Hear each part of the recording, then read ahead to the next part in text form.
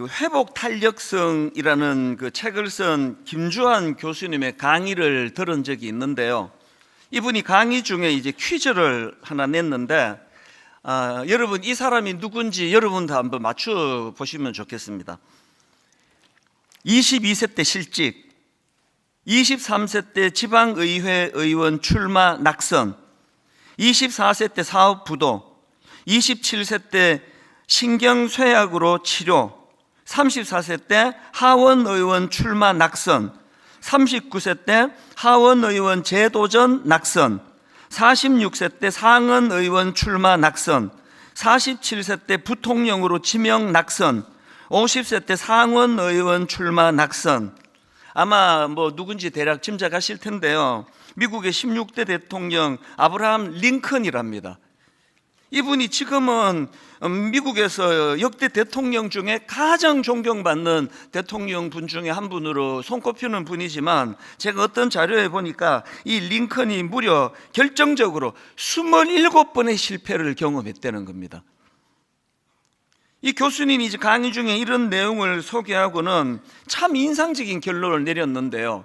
특히 앞부분이 참 인상적입니다. 이런 결론을 내리더라고요. 위인들은 역경에도 불구하고 위인이 된 것이 아니라 역경 덕분에 위대한 업적을 이룰 수 있었다. 역경이야말로 사람을 더욱더 강하게 튀어오르게 하는 스프링보드와도 같은 역할을 한다. 이것은 인류 역사의 보편적인 진리다. 역경이 잘 이겨내갖고 되는 게 이런 게 아니라, 이분 주장은 역경 자체가 우리를 큰 사람으로 만들어가는 도구가 되고 재료가 된다는 겁니다. 그러면서 여러 사례를 드는데요. 그 중에 마이클 조던이라는 농구 선수를 예로 들었습니다. 농구를 좋아하지 않는 분이라 해도 마이클 조던은 아마 모르는 사람이 없을 것입니다. 이분이 현역 시절에 날아다닌다고 그래가지고 별명이 에어 조던이에요. 그리고 어마어마한 그 기록을 여러 개 갖고 있는 선수입니다. 그래서 이제 많은 사람들이 이 마이클 조던은 천재다, 날 때부터 그런 걸 타고났다, 이렇게 생각을 하는데, 교수님 강의를 들어보니까 그게 아니에요. 이 마이클 조던이 고등학생 시절에 이제 그 농구부에서 이제 활동을 했는데요. 어느 날 코치가 부르더니 이렇게 말하더래요. 너는 아무리 봐도 농구에 소질이 없다. 그러니 농구보다는 골프나 야구를 하면 어떨까 싶구나. 이 소질이 너무 없어가지고 이제 이런 권면을 받을 정도였답니다. 그런데 비록 그 소질은 없었는지 모르지만 마이클 조던은 어릴 때부터 농구를 너무 좋아했대요. 그래서 엉엉 울면서 농구를 포기할 수 없다고 그렇게 하니까 팀에서 얘를 쫓아내버렸어요. 자기가 말을 안 들으니까. 대부분의 사람들이 그를 농구 천재라고 생각했는데 아니었던 거죠. 그 마이클 조던이 자기 스스로를 평가한 말을 한번 들어보십시오. 나는 선수 시절 9,000번 이상의 슛을 놓쳤다. 300번의 경기에서 졌다. 20번은 꼭 승리로 이끌라는 특별 임무를 받고도 졌다. 그 다음이 참 인상적이에요. 나는 인생에서 실패를 거듭해왔다. 그런데 이것이 내가 성공한 정확한 이유다. 어릴 때부터 천재 소리 듣고 너 없으면 농구부 문 닫아야 된다, 이런 소리를 들었으면 자기가 없었을 거라는 거예요. 중간에 쫓겨나고 쓰라린 그 아픔으로 엉엉 울고 이런 과정을 거쳤고 수많은 실패를 거쳤기 때문에 이게 내가 성공한 이유다. 본인이 그렇게 이야기를 하는 거죠. 그 교수님이 강의에서 했던 말을 정확하게 뒷받침해 주는 그런 사례 아닙니까? 저는 이 교수님이 강의를 들으면서 오늘 본문에 등장하는 여호수아와 백성들 떠올라졌는데요. 그들은 지금 마음이 녹아 물같이 된 절망적인 상황이에요. 자신만만했던, 그래서 다 갈 필요도 없다, 그렇게 자신만만했던 전투에서 패하고 그렇게 절망에 빠져 있는데요.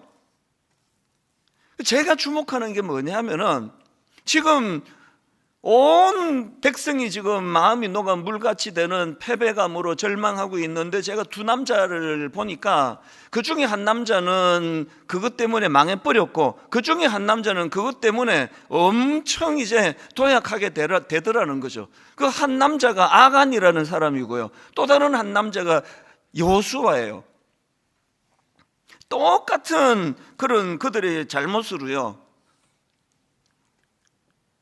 마음이 녹아 물같이 되는 그런 참 쓰라린 상태에 빠졌는데, 왜 아간이라는 사람은 그 실패가 그를 망하게 몰고 갔고, 여호수아는 오늘 본문에 보면요, 그 역경을 딛고 이제 새로 이제 거듭나는데 보면은 막 펄펄 날아요. 그래서 제가 이 설교 준비하면서 에어 여호수아, 설교 제목도 그렇게 정할 뻔했습니다. 에어 여호수아, 펄펄 나는 여호수아. 이게 어떻게 된 거냐고요.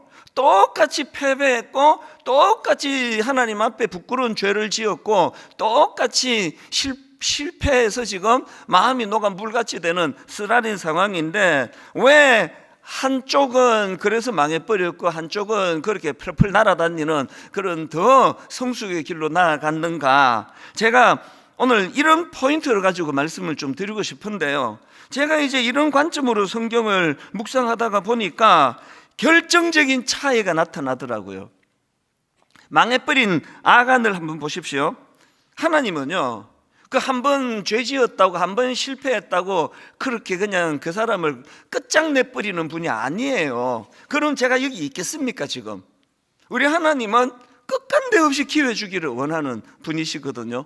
그래서 하나님은 아간이 회개하고 새로운 기회를 부여잡기를 원하셨는데요, 자, 그 과정을 한번 보십시오. 지금 이제 그 범인을 찾아가는, 추적하는 과정을 기록했는데, 여호수아서 7장 16절부터 한번 보십시오. 이에 여호수아가 아침에 일찍 일어나서 이스라엘을 그의 지파대로 가까이 나오게 하였더니 유다 지파가 뽑혔고, 1차로 이제 이 그룹 중에 범인이 있다, 그렇게 이제 제비뽑기가 된 겁니다.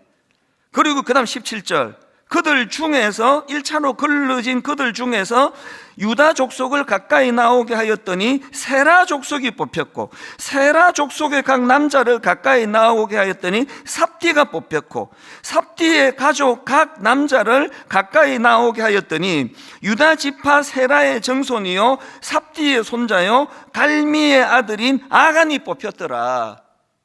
그냥 그 아간이 뽑혔다 이러면 되는 걸 굉장히 지금 계속 설명을 하잖아. 여러분, 성경은요 결과를 나타내는 책이 아니고요, 성경에서 중요한 건 과정입니다. 이 과정에서 하나님의 마음을 이렇게 녹여놓은 거예요. 하나님은 왜 이렇게 비효율적으로 일하시느냐고요. 아간, 너 때문이야. 저 같으면 그랬을 것 같아. 너 나가, 네가 임마 이래갖고 나라가 이렇게 된 거 아니냐. 하나님 그렇게 하지 않으세요. 계속 지금 같은 일을 반복하면서 범위를 또 좁혀가고 또 좁혀가고 또 좁혀가는데 왜 그랬을까요? 그 과정에서 회개하기를 원하시는 하나님이세요. 아간은 끝끝내 그 하나님의 마음을 헤아리지를 못한 거죠. 그 가룟 유다하고 아간하고는 딱 같은 부류예요. 주님께서 그 가룟 유다가 그 악한 자리에 빠지지 않도록 하기 위하여 얼마나 경고를 주시고, 성경에 뭐 일일이 다 기록 안 해서 그렇죠, 그렇게 가룟 유다가 범죄하고 난 이후에도 저는 확신합니다, 회개할 수 있도록 굉장히 많은 기회를 줬을 거란 말이죠. 가룟 유다가 망한 건, 그래서 아간과 여호수아가 한 세트면은요, 가룟 유다하고 베드로가 또 한 세트예요. 똑같은 십자가 과정에서 범죄했지만 베드로는 기회 주실 때 그는 돌이켰거든요.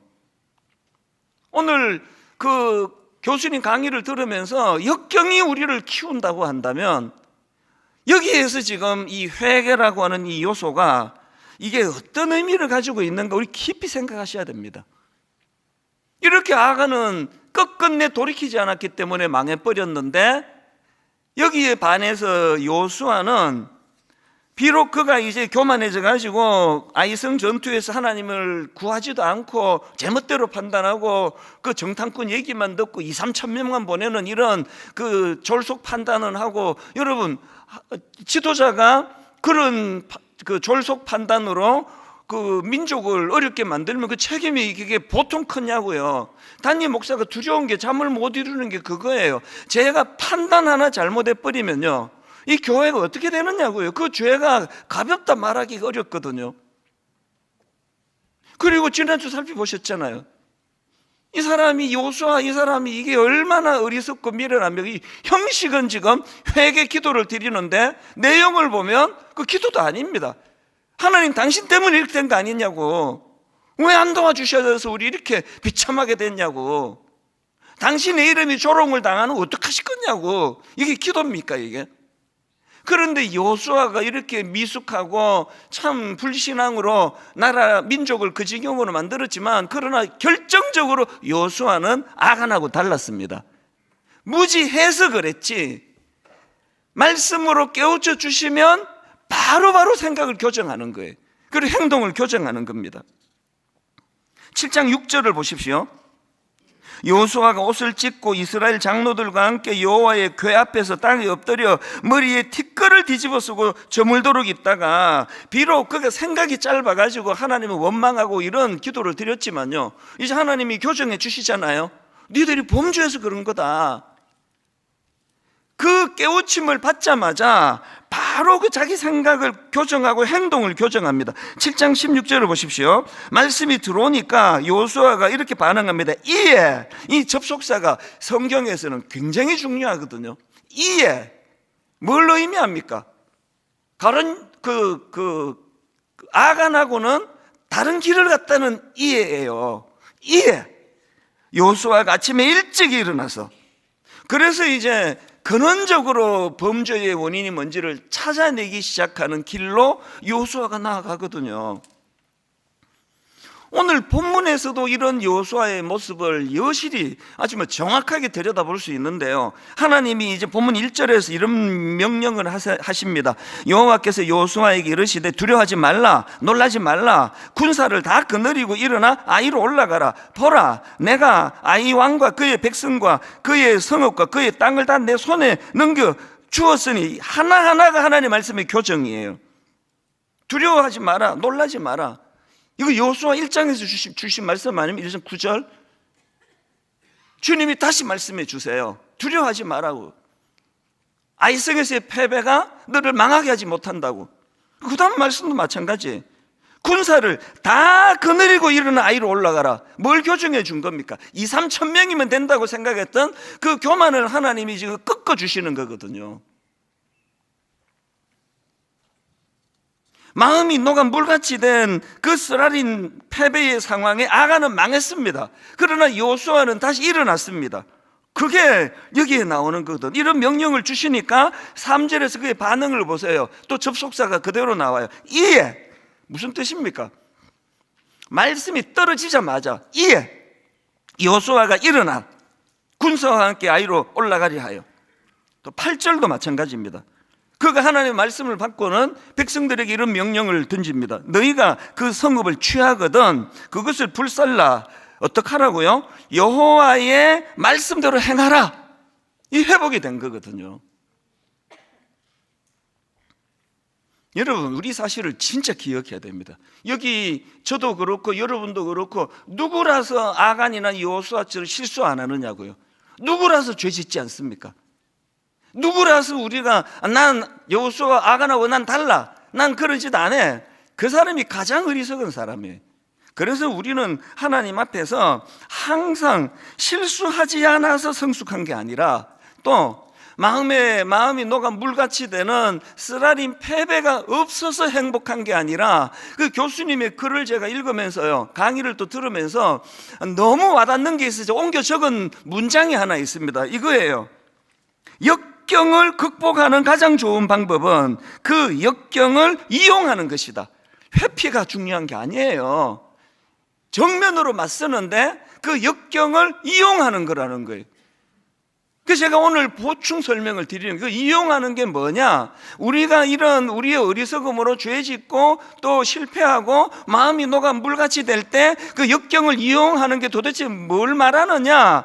요수아를 통해서 보는 게 그게 회개라는 게 회개가 우리 안에서 일어나면 우리의 이 좌절이, 역경이 오히려 하나님 앞에 더 순도 높은, 더 순수한 좋은 그런 주님의 자녀로 성장해 갈 수 있다는 거거든요. 그 회개가 뭐냐? 뭐 여러 가지로 설명을 드릴 수 있지만 오늘 여호수아를 보면서 저는요, 성경이 말하는 회개의 핵심은 돌이키는 거예요. 마음을 바꾸는 겁니다. 여호수아가 하나님 말씀 앞에 하나님 원망하고 당신 때문이라고 비난했다가 말씀 앞에 생각을 돌이키잖아요.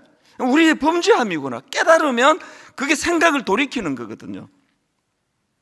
사도행전 3장 19절에도 똑같은 말씀이 나옵니다. 그러므로 회개를 이렇게 정의합니다. 너희가 회개하고 그 다음에 돌이켜 너희 죄 없이 함을 받아라. 그래서 여러분 금요 기도에 나와가지고 막 울고 불고 주님 내가 범죄했습니다 용서해달라고 막 울고 불고 그냥 막 소리 지르는 거를 회개했다고 이야기하지 마세요. 그거는 회개의 과정이에요. 그렇게 금요일 날 기도하고 눈물 콧물 쏟고는 생각이 바뀌어야 되잖아요. 여기다가 사도 바울은 회개의 한 가지 더 모습을 설명을 합니다. 그게 사도행전 26장 20절인 한번 보십시오. 먼저 다메섹과 예루살렘에 있는 사람과 유대 온 땅과 이방인에게까지 회개하고 하나님께 돌아와서 이 돌이키는 거. 그 다음에 하나를 더 덧붙이는데 뭐냐? 회개에 합당한 일을 하라. 그렇게 전하고 있다는 거죠. 그러니까 여러분 회개는 울고 불고 난리치는 게 아니에요. 막 그냥 막 콧물 눈물 쏟으면 내 잘못했다고 용서해달라고 기도하는 게 회개지만 그거는 과정에 불과하고요. 내가 진짜 회개했다는 건 첫째 생각이 바뀌는 거예요. 내가 이렇게 생각하고 살았는데 이 잘못된 거구나. 그 다음 둘째 그 바뀌어진 생각의 영향을 받아서 행동이 달라지는 거죠. 이게 회개라는 겁니다. 역경을 진짜 여러분 인생의 보배로운 자산으로 만들고 싶으시면요 회개하셔야 돼요. 회개. 마음이 쓰라린 걸로 끝내시면 안 된다는 거거든요. 그래서 저는 어떤 분이 굉장히 유명한 분이 세상에서 제일 먼 거리가 있는데 그게 머리에서 가슴까지다. 그건 저도 설교 시간에도 하고 한 이야기예요. 요즘은 이제 생각이 달라요. 세상에서 제일 먼 거리는 머리부터 가슴까지가 아니고요, 진짜 먼 거리는 깨달음을 얻은 가슴에서부터 그게 손발로 가는 거가 제일 멀어요. 어떤 면에서는 머리에서 가슴까지는 그렇게 멀지 않아요. 이건 다 깨닫잖아요. 말씀 전하면 막 끄떡끄떡하고 받아줬고 어떤 분은 또 막 우시고 그렇게 하시는 건 깨달았다는 거거든요. 중요한 건 이게 가슴에만 물러 있어가지고 이게 점점 강화가 되면 받아 적기만 좋아서 받아 적는 게 절대 나쁜 게 아니고 계속 적으시는 게 전 좋아요. 자꾸 이제 되돌아보기 위해서. 그러나 왜 적으시느냐고요. 이게 내 손발로 가게 하기 위해서. 그리고 어떤 분은 지난주 목사님 설교를 제가 3번 들었습니다. 4번 들었습니다. 어떤 분은 켜놓고 잔대요. 내 이 소리가 잠을 채우는 소리는 아닌데 그분의 절박함은 너무 와닿잖아요. 한번 듣고 안 되니까. 그 내 생각이 바뀌어질 때까지. 그건 너무 귀한 건데요. 더 중요한 건요, 머리에서 가슴까지 오는 게 세상에서 제일 먼 거리가 아니라 가슴에서 손으로 가는 거, 발로 가는 건 더 멀어요. 그래서 여러분 진짜 은혜 받는 건요 오늘 이루어지는 게 아닙니다. 집에 가서 여러분의 가족들이 그것을 평가해 줄 때 회개가 이루어진 거예요. 우리 아빠 달라졌네. 그래서 이 땅의 모든 설교자들이 가장 두려운 게 주일 저녁 가족 식사 자리예요. 무서운 심판이 그때 다 이루어집니다. 오늘 저녁에도 있을 거예요. 우리 집에도 심판자가 4명 있습니다. 작은 것에 큰 거 하나. 불꽃 같은 눈으로 제 설교를 평가해요. 그 과장 아닌가요? 아빠? 뭐 이런 이야기하면 막 섬뜩섬뜩하죠. 목사가 요 입으로 준비한 거 잘 전하는 것까지가 설교가 아니고요, 내려와서 그거를 살려고 애쓰는 것까지가 그게 설교예요. 그 이론 듣고 무슨 변화가 일어나겠냐고요. 그러니까 말씀이 설교자를 관통하고 설교자를 관통한 그 말씀을 전하는 게 1차 의무, 그리고 자기가 전한 걸 살아내려고 몸부림치는 거가 2차 의무, 그리고 무서운 평가자 4명이 그것을 평가하는 것까지가 제가 할 일이에요. 왜 이걸 추구하는지 아시겠죠? 울고 불고 막 가슴만 뜨거워져 갖고는 그게 회개가 아니에요. 요수아가 울고 불고 막 가슴 뜨겁고 옛날같이 똑같이 2차 아이성 전투 때도 똑같은 짓을 했다면 그걸 요수아가 회개했다고 우리가 평가하겠냐고요. 완전히 바뀌었거든요. 생각이 바뀌었기 때문에 요수아의 행동이 바뀌어졌고, 그래서 요수아는 역경을 성장의 도구로, 그래서 에어 요수아 막 이렇게 제가 생각이 막 뜨거워지는 거거든요. 한 해를 돌아보실 때요, 여러분 회사에 안 믿는 김 과장님이 여러분의 회개를 인정해 주시는 거 다음 주일 그 사인 받아 갖고 오세요. 우리 예수 믿는 이 사람 정말 많이 변했습니다. 그리고 사인 받아 오시면 그거 정말 제가 그분을 내가 존경할 수 있을 것 같아요. 이 회개예요. 그래서 여러분, 우리가 하나님 앞에서 늘 이제 이 내 마음의 변화가 중요하고요. 생각이 이제 돌이키는 거죠. 그리고 이 돌이킨 생각의 영향으로 행동이 변화가 되는 거. 이게 분당 우리에게 추구하는 진짜 중요한 회개예요. 몸부림입니다. 그런가 하면은 회개와 관련해서 한 가지 더 중요한 포인트가 있는데, 여러분 우리가 회개하면요, 이렇게 우리의 각성, 내 행동이 변하고 내 생각이 변하는 것도 중요하지만 영적으로 더 중요한 건 뭐냐 하면은 말씀이 들리기 시작해요. 자, 요수아 오늘 본문 말씀이 이렇게 시작합니다. 8장 1절 여호와께서 요수아에게 이르시되요. 이게요 7장에 나오는 1차 아이성과의 전투에서는 빠져버렸어요. 교만해지니까 하나님 없어도 우리 이길 수 있다 생각하니까 말씀이 안 들리는 거죠. 안 하셨겠냐고요. 안 들린 거죠. 내 힘으로 할 수 있다 할 때 이 귀가 다 닫혀버리거든요. 근데 회개했더니 생각을 돌이키고 행동을 바꾸려고 애쓰는 자에게는 다시 말씀이 들려요. 그래서 목사가요, 말씀이 안 들리는데 계속 이 설교를 해야 된다 생각하면 이건 재앙 중에, 그리고 버티지도 못해요. 이게 얼마나 고통이겠냐고요. 내가 각성하는 것도 중요하지만 여러분 진짜 회개가 일어나면 다시 말씀이 들리기 시작해요. 그래서 제가 이 자리에서 결혼식 주례할 때 종종 제가 권면합니다. 신랑 너무 똑똑한데 신부 너무 잘난 거 아는데 두 사람의 가정의 가장 중요한 성패는 가이드가 있느냐 여부다. 가이드 되시는 하나님의 인도하심 없이는 그 가정이 갈수록 어려워질 거다. 그 다윗 이야기를 종종 하잖아요. 다윗이 내게 부족한 게 없습니다 그러는데 전제를 뭐로 둡니까?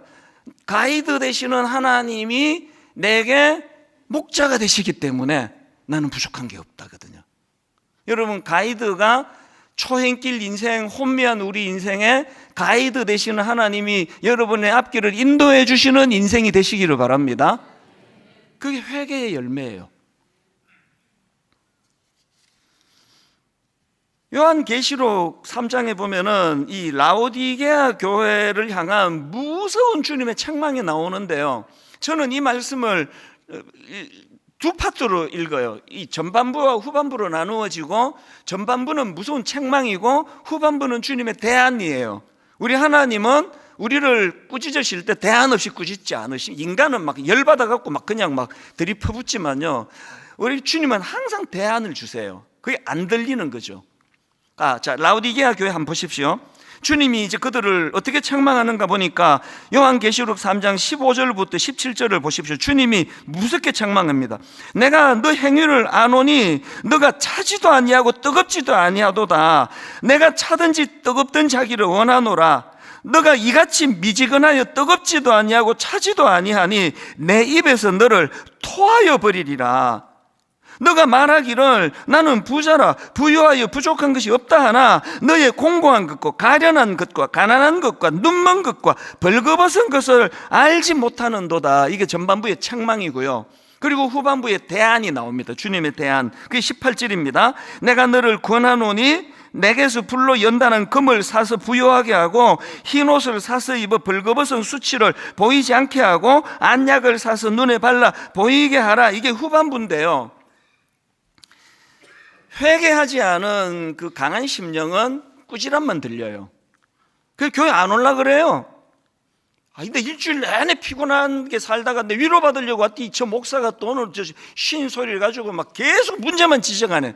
그래서 분당우리 안 가. 그래서 안 오신 분이 많아요. 꾸지람만 들리니까. 지가 뭔데 맨날 우리한테 이렇게 그냥 인상, 나보고 막 계속 인상 좀 펴라고 설교를 할 때 좀 인상 좀 쓰지 말아라고 막 많은 분이 건의하는데 이 모든 게 다 옥하는 목사님 때문이에요. 목사님이 너무 인상 쓰면서 설교하신 걸 제가 10년을 보고 이렇게 됐다라고 지금도 지금 책임 전가하는 저의 죄성을 농담으로 받아주시기를 바랍니다. 우리가요, 은혜가 없을 때는 책망만 들려요. 우리 하나님 무섭다 막 이런 소리하고 막 하나님 무서운 하나님이래. 왜 그렇습니까? 대안에 18절이 안 들려서 그래요. 18절 한번 보시겠습니까? 꾸짖기만 하는 주님이 아니세요. 라오디게아 교회 완전히 망할 것 같은 그런 상황인데 주님이 어떤 말씀을 주시느냐? 내가 너를 권하노니 내게서 풀로 연단한 금을 사서 부요하게 하고 흰옷을 사서 입어 벌거벗은 수치를 보이지 않게 하고 안약을 사서 눈에 발라 보게 하라. 여러분, 지금 전반부와 후반부를 가르는 결정적인 말씀이 18절의 이 대안이거든요. 그런데 저는요, 그 액센트를 넣어가지고 18절 다시 보십시오. 이 전반부와 후반부를 가르는 가장 중요한 말씀이 맨 앞에 나온 이거예요. 내가 너를 권하노니, 내가 너를 권하노니, 내가 너를 권하노니. 이게 희망입니다. 저는 우리가 그 성경을 읽을 때 영적인 상상력이 굉장히 중요하거든요. 저는 앞부분에 주님의 말씀이 막 무섭게 막 주님이 책망하셨다고 봐요. 그리고는 톤이 확 바뀌어가지고 너무너무 따뜻하고 자상한 아버지의 목소리로. 근데 너무 부담 갖지 마라. 내가 너를 권하는데 너 그렇게 하고 망하지 않아. 내가 너를 권하노니. 여호수아가 엄청난 지도자로서 잘못을 저지르고 또 영적으로 무지한 자리에 빠졌지만 하나님의 이 권면의 말씀이 들리니까요. 그래서 여러분 18장에서 그가 회복하고 제일 먼저 나오는 말씀이 여호와께서 여호수아에게 이르시되라니까요. 말씀만 들리면 희망이 있습니다. 아무리 그냥 쓰레기통에 처박혀 있는 그런 그 비참한 상태를 할지라도 말씀만 들리면요, 그 주님의 자상한 말씀이 우리를 회복시켜 주시는 거 아닙니까? 내가 너를 권하노니. 이거 듣고 싶으면 어떻게 해야 된다고요? 회개해야 돼. 회개. 하나님 앞에 회개하면 하나님은 우리에게 생각을 바꾸어 주시고 바뀐 생각의 영향으로 우리를 행동하게 해주시는데 그 중요한 분기점에서 내가 너를 권하노니예요. 오늘 여러분 말씀 가운데 그 앞에 예배에 어떤 성도님이 펑펑 우시는 걸 제가 봤거든요. 오늘 어떤 드라마틱한 예화가 있어가지고 그분을 심금을 울리고 한 이런 내용이 지금 아니잖아요. 어떻게 보면 참 원리를 말하는 딱딱한 말씀인데 눈에 띄게 우시는 거예요. 성령님이 그 마음을 터치하면요, 이게 다 이제 녹아내리는 거거든요.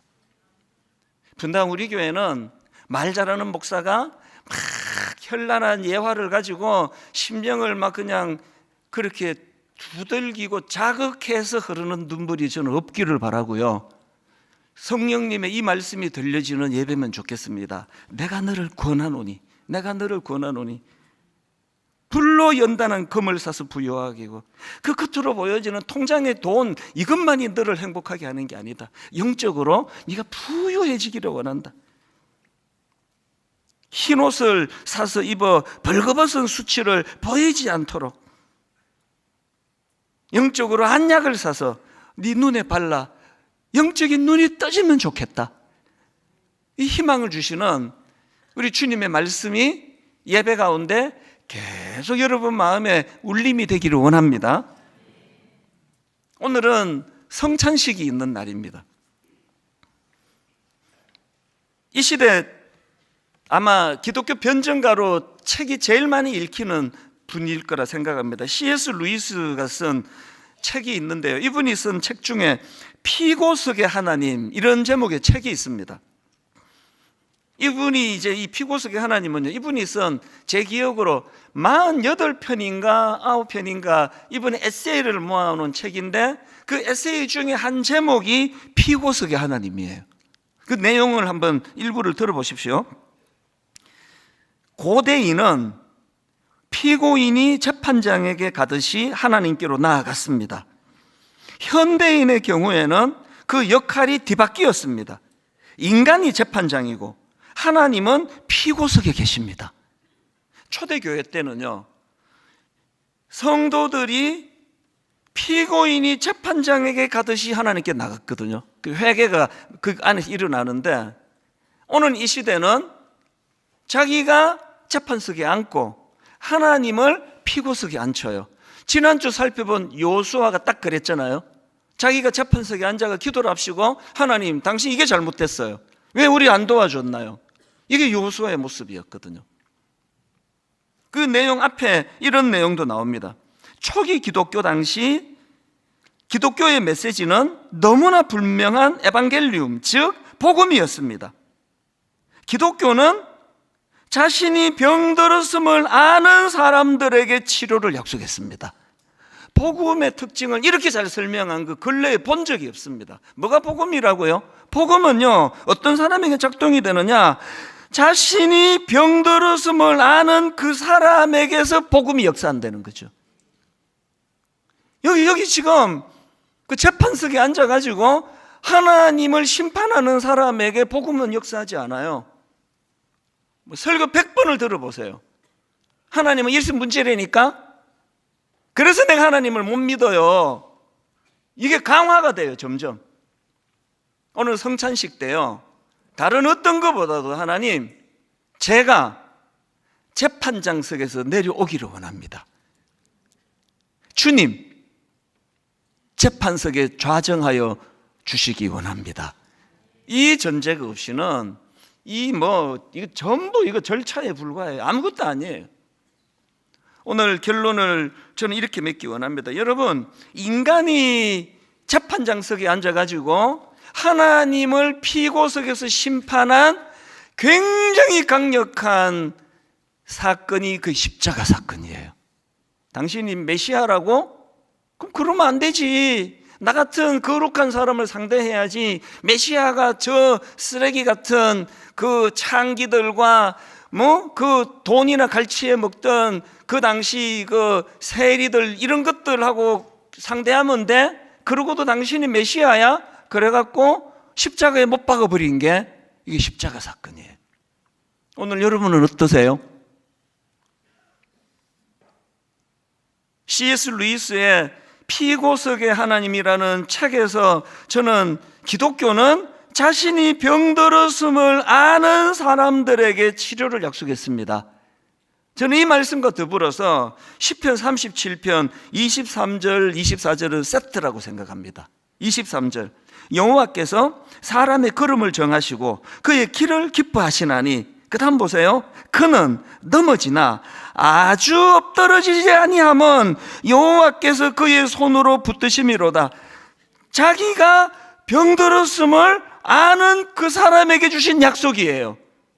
자기가 병들었기 때문에, 그래서 내가 재판석에 있을 자격이 없음을 알고 피고석에서 재판장 되시는 하나님 말씀에 귀를 기울이는 그 사람이 누리는 축복이 그는 넘어지나 아주 엎드러지지 않는 놀라운 복을 받아 누리는 거죠.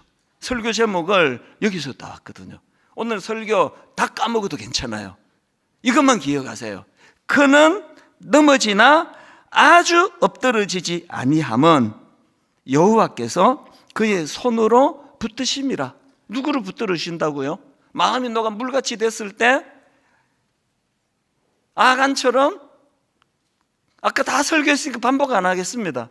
이쪽으로 가는 게 아니라 요수아처럼 하나님을 의지하고 의뢰하면서 하나님 앞으로 나아가 회개할 때 맨 서두에 들었던 그 교수님의 말씀처럼 여러분의 고난이 억장이 무너져 마음이 너가 물같이 되는 그 상황이 불면증이 찾아오고 우울하고 잠을 이룰 수 없는 그 모든 재료가 여러분을 성숙의 길로 이끄는 재료가 될 줄로 믿으시기를 바랍니다. 같이 기도하시겠습니다. 하나님, 오늘 이 성찬 예식을 통하여 우리 모두가 다 재판장 자리에서 내려와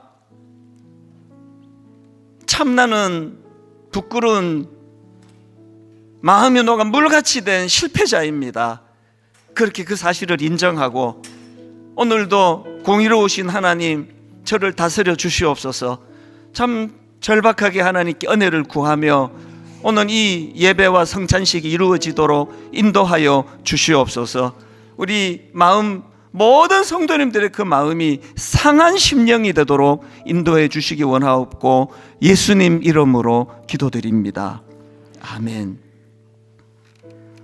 식후에 또한 그와 같이 잔을 가지시고 이르시되 이 잔은 내 피로 세운 새 언약이니 이것을 행하여 마실 때마다 나를 기념하라 하셨으니 너희가 이 떡을 먹으며 이 잔을 마실 때마다 주의 죽으심을 그가 오실 때까지 전하는 것이니라.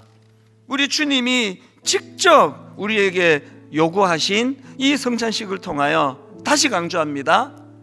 저와 여러분 모두가 다 재판장 자리에서 내려와 피고인석으로 내려가는 겸손이, 그리고 하나님 재판장석에 좌정하여 주시옵소서. 그렇게 왜곡된 우리 인생이 회복이 되고 교정이 되는 성찬 예식이 되기를 원합니다. 먼저 두 가지 부탁을 드리는데요. 이제 공동체예요. 우리가 함께 먼저 받아서 드시지 말고 그것을 들고 묵상하셔야 됩니다. 하나님, 저는 지금 마음이 녹아 물같이 됐습니다. 나이가 들어가는 것 자체가 결핍이 점점 많아지는 것을 말하는데 오늘 이 내 인생의 결핍을 가지고 주님 앞에 나가기 원합니다. 두 번째로는요, 성찬식은 세례와 입교를 받은 분들이 참여하실 수 있는데 세례 입교 안 받으신 모든 분들은 더 은혜 받으실 수 있습니다. 그래서 하나님, 내가 세례 입교 받았건 받지 않았건 이 은혜의 자리에 영으로 동참하기 원합니다. 하나님께서 우리 내면에 심어주신 축복 중에 하나가 이 회복력이라는 게 있습니다. 예를 들면 정신과 의사가 쓴 마음 청진기 이런 제목의 책이 있는데요.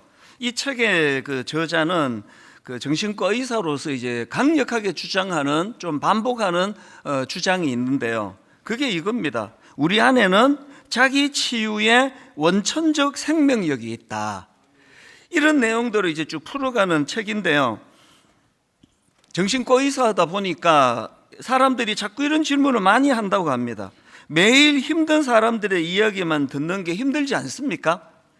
이분 말씀이 그 힘든 환자들의 이야기를 듣는 게 쉬운 일은 아니지만, 그러나 그 치료 현장에서 환자들의 치유와 회복이 일어나고 때로는 이전보다 더 건강하게 성장해가는 그런 변화를 많이 목도하기 때문에 보람이 더 큽니다. 그러면서 하는 말이 이겁니다. 우리 인간 안에 내재된 생명력이 있다는 것. 자기가 오래 이제 수많은 환자들을 돌보고 보살피면서 내린 결론이 이 믿음이 생겼다는 거예요. 우리 인간 안에 내재되어 있는 생명이 있다는 것. 그 내용을 한번 들어보십시오.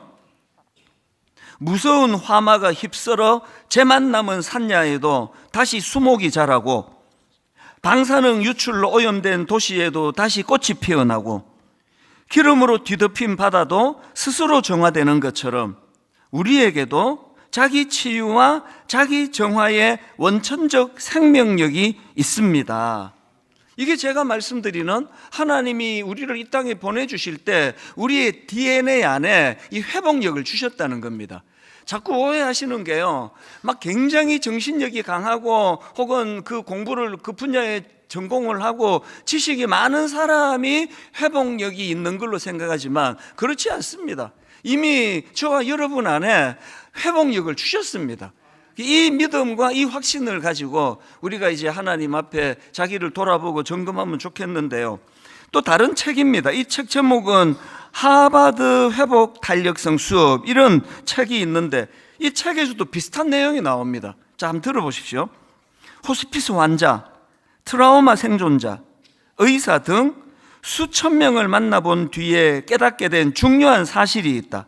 생물학적 그리고 환경적 요인과는 무관하게 회복 탄력성은 모든 사람의 내면의 본성적인 자질로 존재한다는 것이다.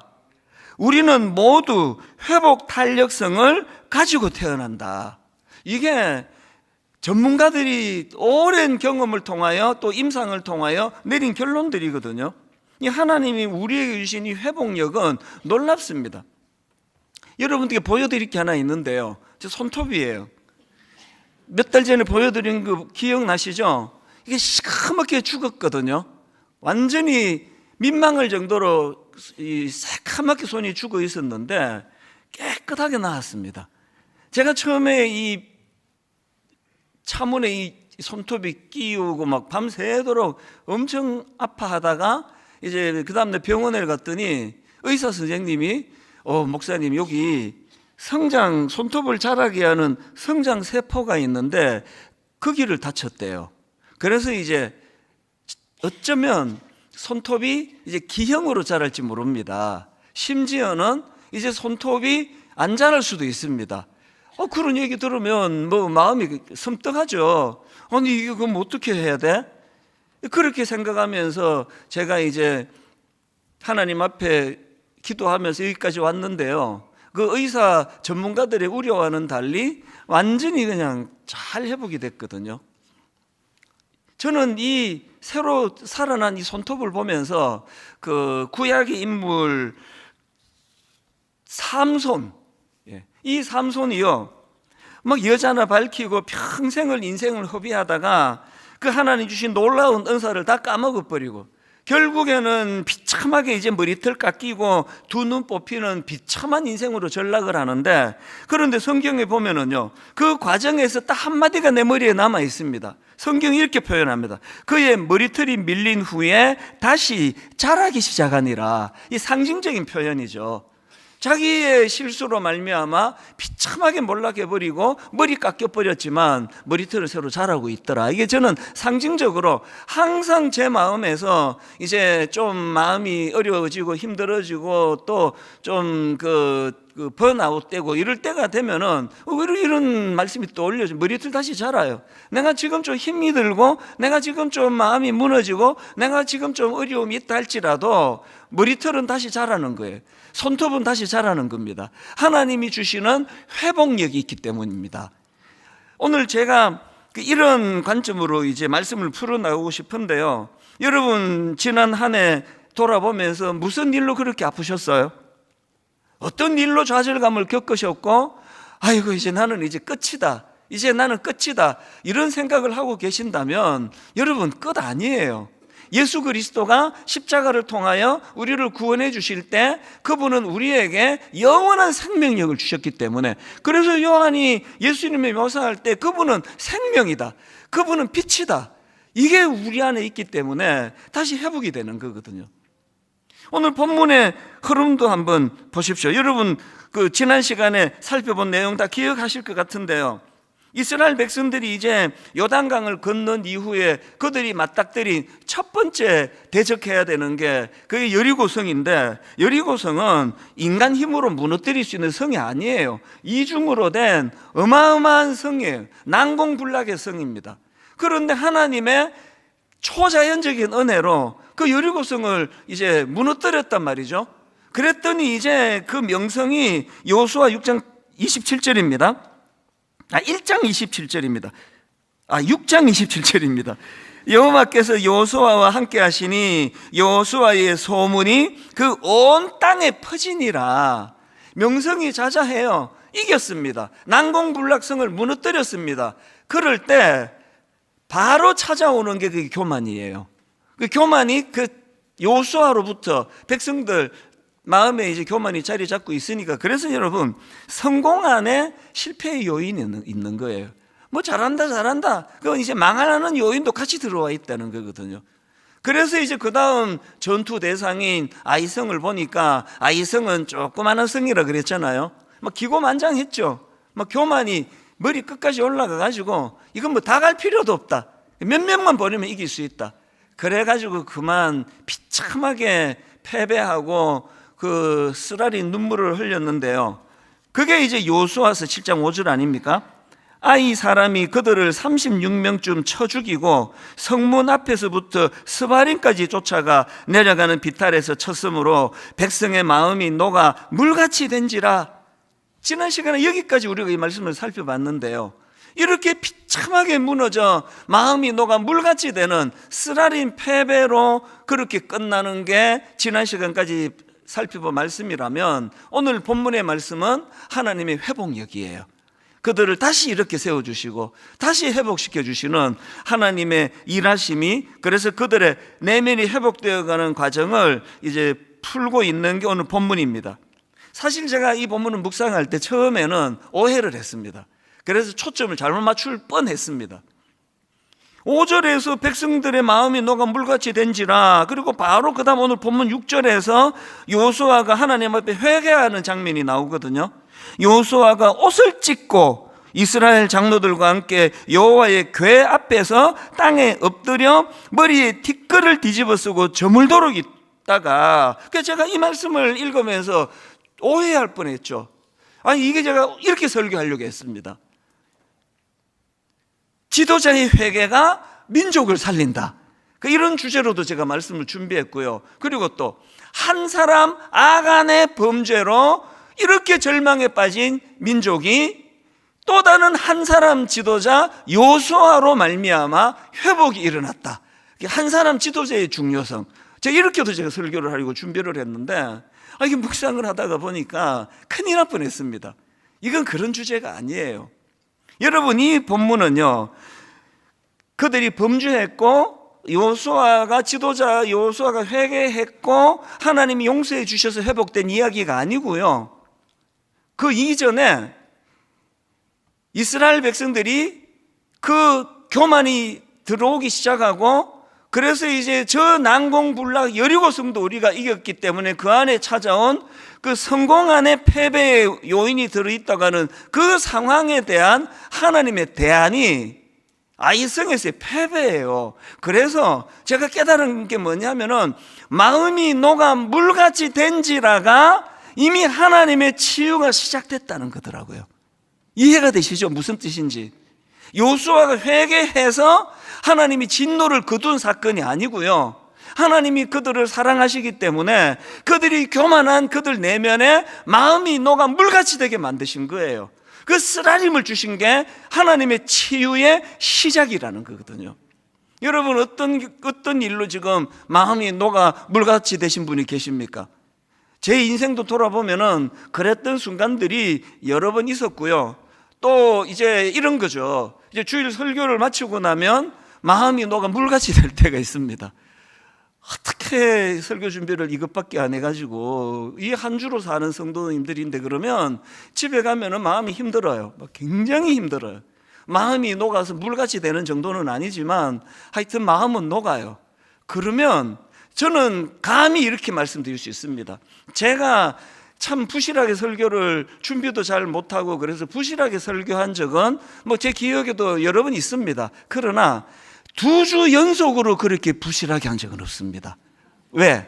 하나님이 그 부실한 준비로 설교한 그날 반드시 저에게 마음을 아프게 만드세요. 불면증을 주세요.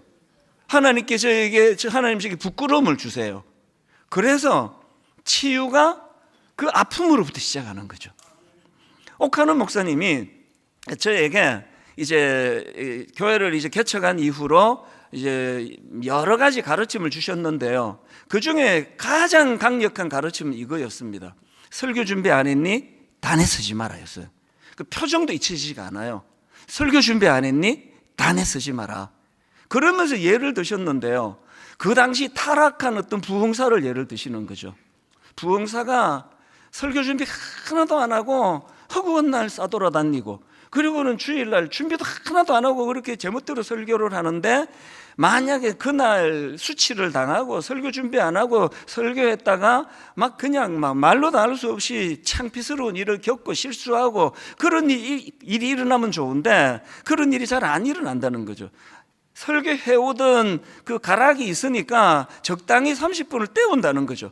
그러면 이제 그 사람이 무슨 생각을 하느냐, 아니 뭐 이렇게 적당히 해도 뭐 내가 실력이 있으니까 설교 다 은혜 받잖아 봐. 이게 누적이 돼서 그 사람이 망한다는 거예요. 옥하는 목사님이 저에게 거의 마지막으로 주셨던 강력한 메시지가 이거예요. 설교 준비 안 했으면 마음이 녹아 물같이 되는 게 축복입니다. 막 저녁에 잠이 안 오고 막 우울하고 어떻게 설교를 이렇게 죽을 수가 있느냐고. 그래서 제가 2번 연속해서 제가 설교를 부실하게 준비한 적은 감이 없다고 제가 말씀을 드리는 건 하나님이 저를 가만두지 않으시기 때문이에요. 여러분 지금 마음이 녹아 물같이 된 분 계세요? 막 너무너무 아프세요? 그걸요, 이제 난 끝이야 이렇게 받으면 그거는 진짜 그건 잘못 생각하는 겁니다. 하나님이 여러분을 치료하고 계시는 거예요. 하나님이 여러분을 다루고 계셔서 그래서 아픈 거란 말이죠. 여러분 이 화인 맞은 양심 아프지도 않아요. 그 정도 하고 아프던가요? 안 아픕니다. 그래서 제가 이 말씀을 묵상하면서 굉장히 제가 지난 한 주 동안 마음에 뜨거움이 있었죠. 지난 세월을 되짚어 보면은 쓰러졌던 순간들이 많거든요. 그 모든 게 다 치유였구나. 그 모든 게. 그래서 제가 오늘도 이 자리에 건강하게 설 수 있게 된 건 전적인 하나님의 은혜예요. 이것만 기억하시면 됩니다. 최후 승리는 주님이 이미 하셨어요. 그분이 승리하셨기 때문에 나의 이 땅에서의 겪는 아이성 패배와 같은 이런 실패들은 최후 승리를 위하여 주시는 하나님의 안전장치입니다. 이 사실을 오늘 저와 여러분이 기억을 하시게 된다면 우리는 낙심은 있어도 좌절은 없습니다. 또 일시적인 좌절은 있다 할지라도 영원한 좌절은 없습니다. 왜? 그게 알고 봤더니 치료의 시작이었으니까요. 이 과정에 개입해 주시는 그 하나님은 이렇게 우리 내면을 다루고 계시는 거죠. 그래서 오늘 본문에서 아이성패배로 마음이 녹아 물같이 된 여호수아와 백성들에게 하나님은 그 내면을 다루시는데 두 가지 두드러지게 제가 발견하는 주님의 일하심이 있습니다. 첫 번째, 하나님이 그들을 어떻게 다루시느냐, 뭘 회복시켜 주시느냐, 그 내면의 생각을 하나님의 관점으로 바꾸어 주시는 거예요. 자, 이게 무슨 말씀인지 제가 설명을 드릴게요. 그 여호수아가 겉으로 보기는 막 그냥 하루 종일 회개 기도하고 막 머리에 죄를 무릅쓰고 엄청나게 그렇게 진실하게 기도하는 것 같지만요, 그 내용을 보면 문제가 많은 기도를 하고 있습니다.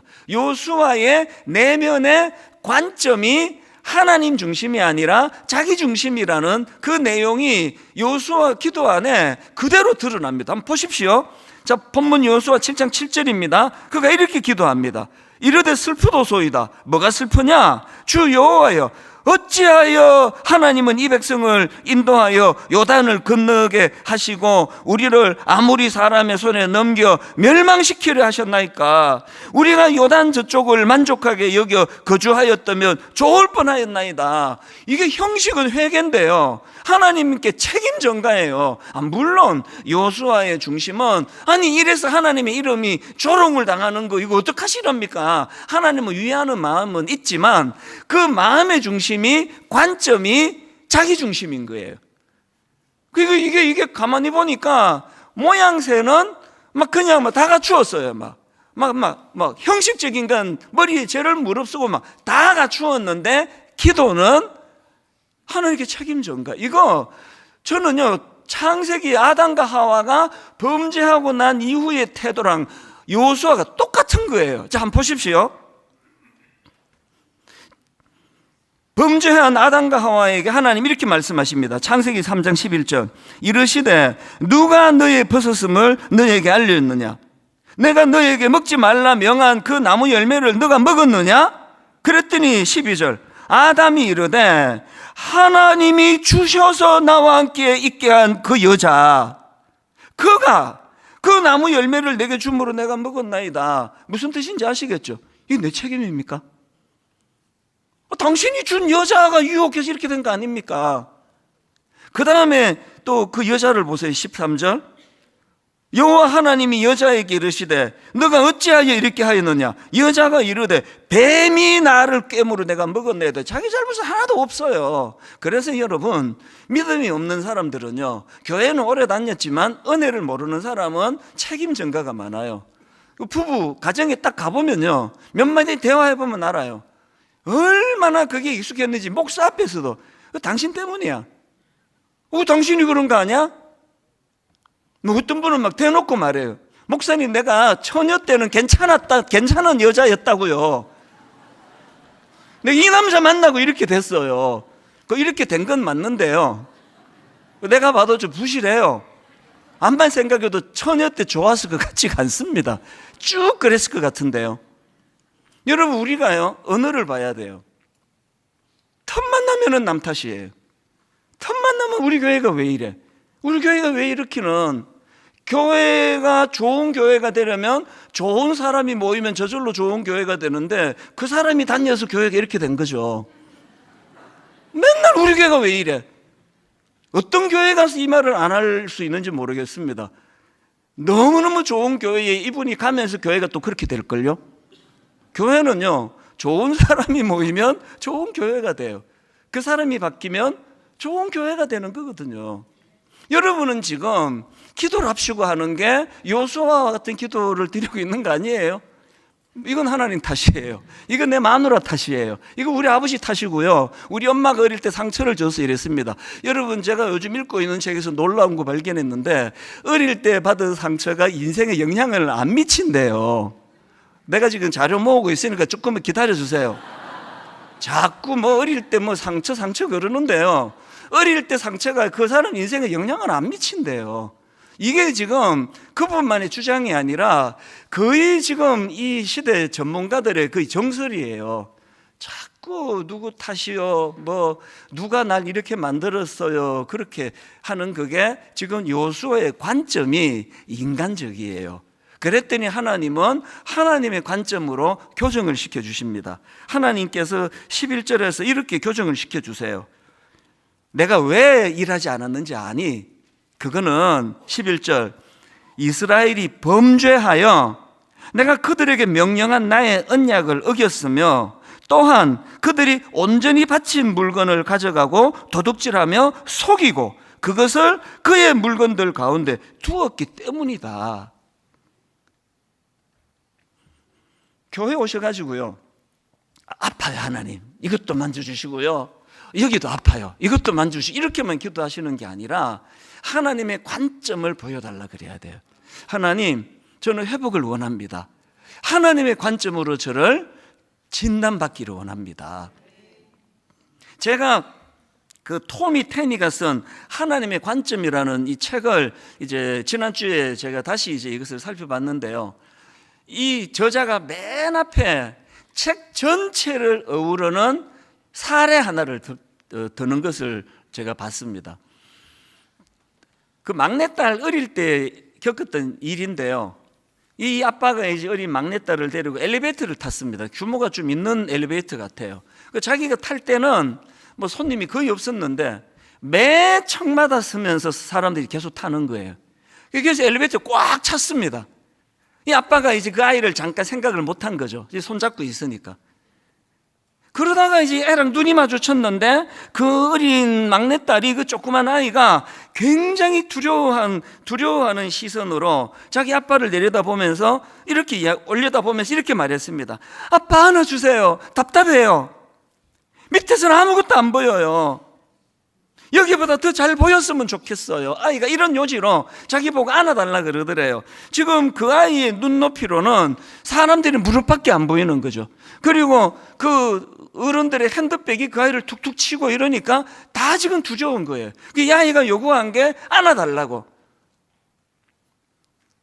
저자가요, 이 토미 테니가 이 경험을 이야기하면서 예배를 기가 막히게 풀이를 했습니다. 예배는요, 하나님 저 좀 안아주세요.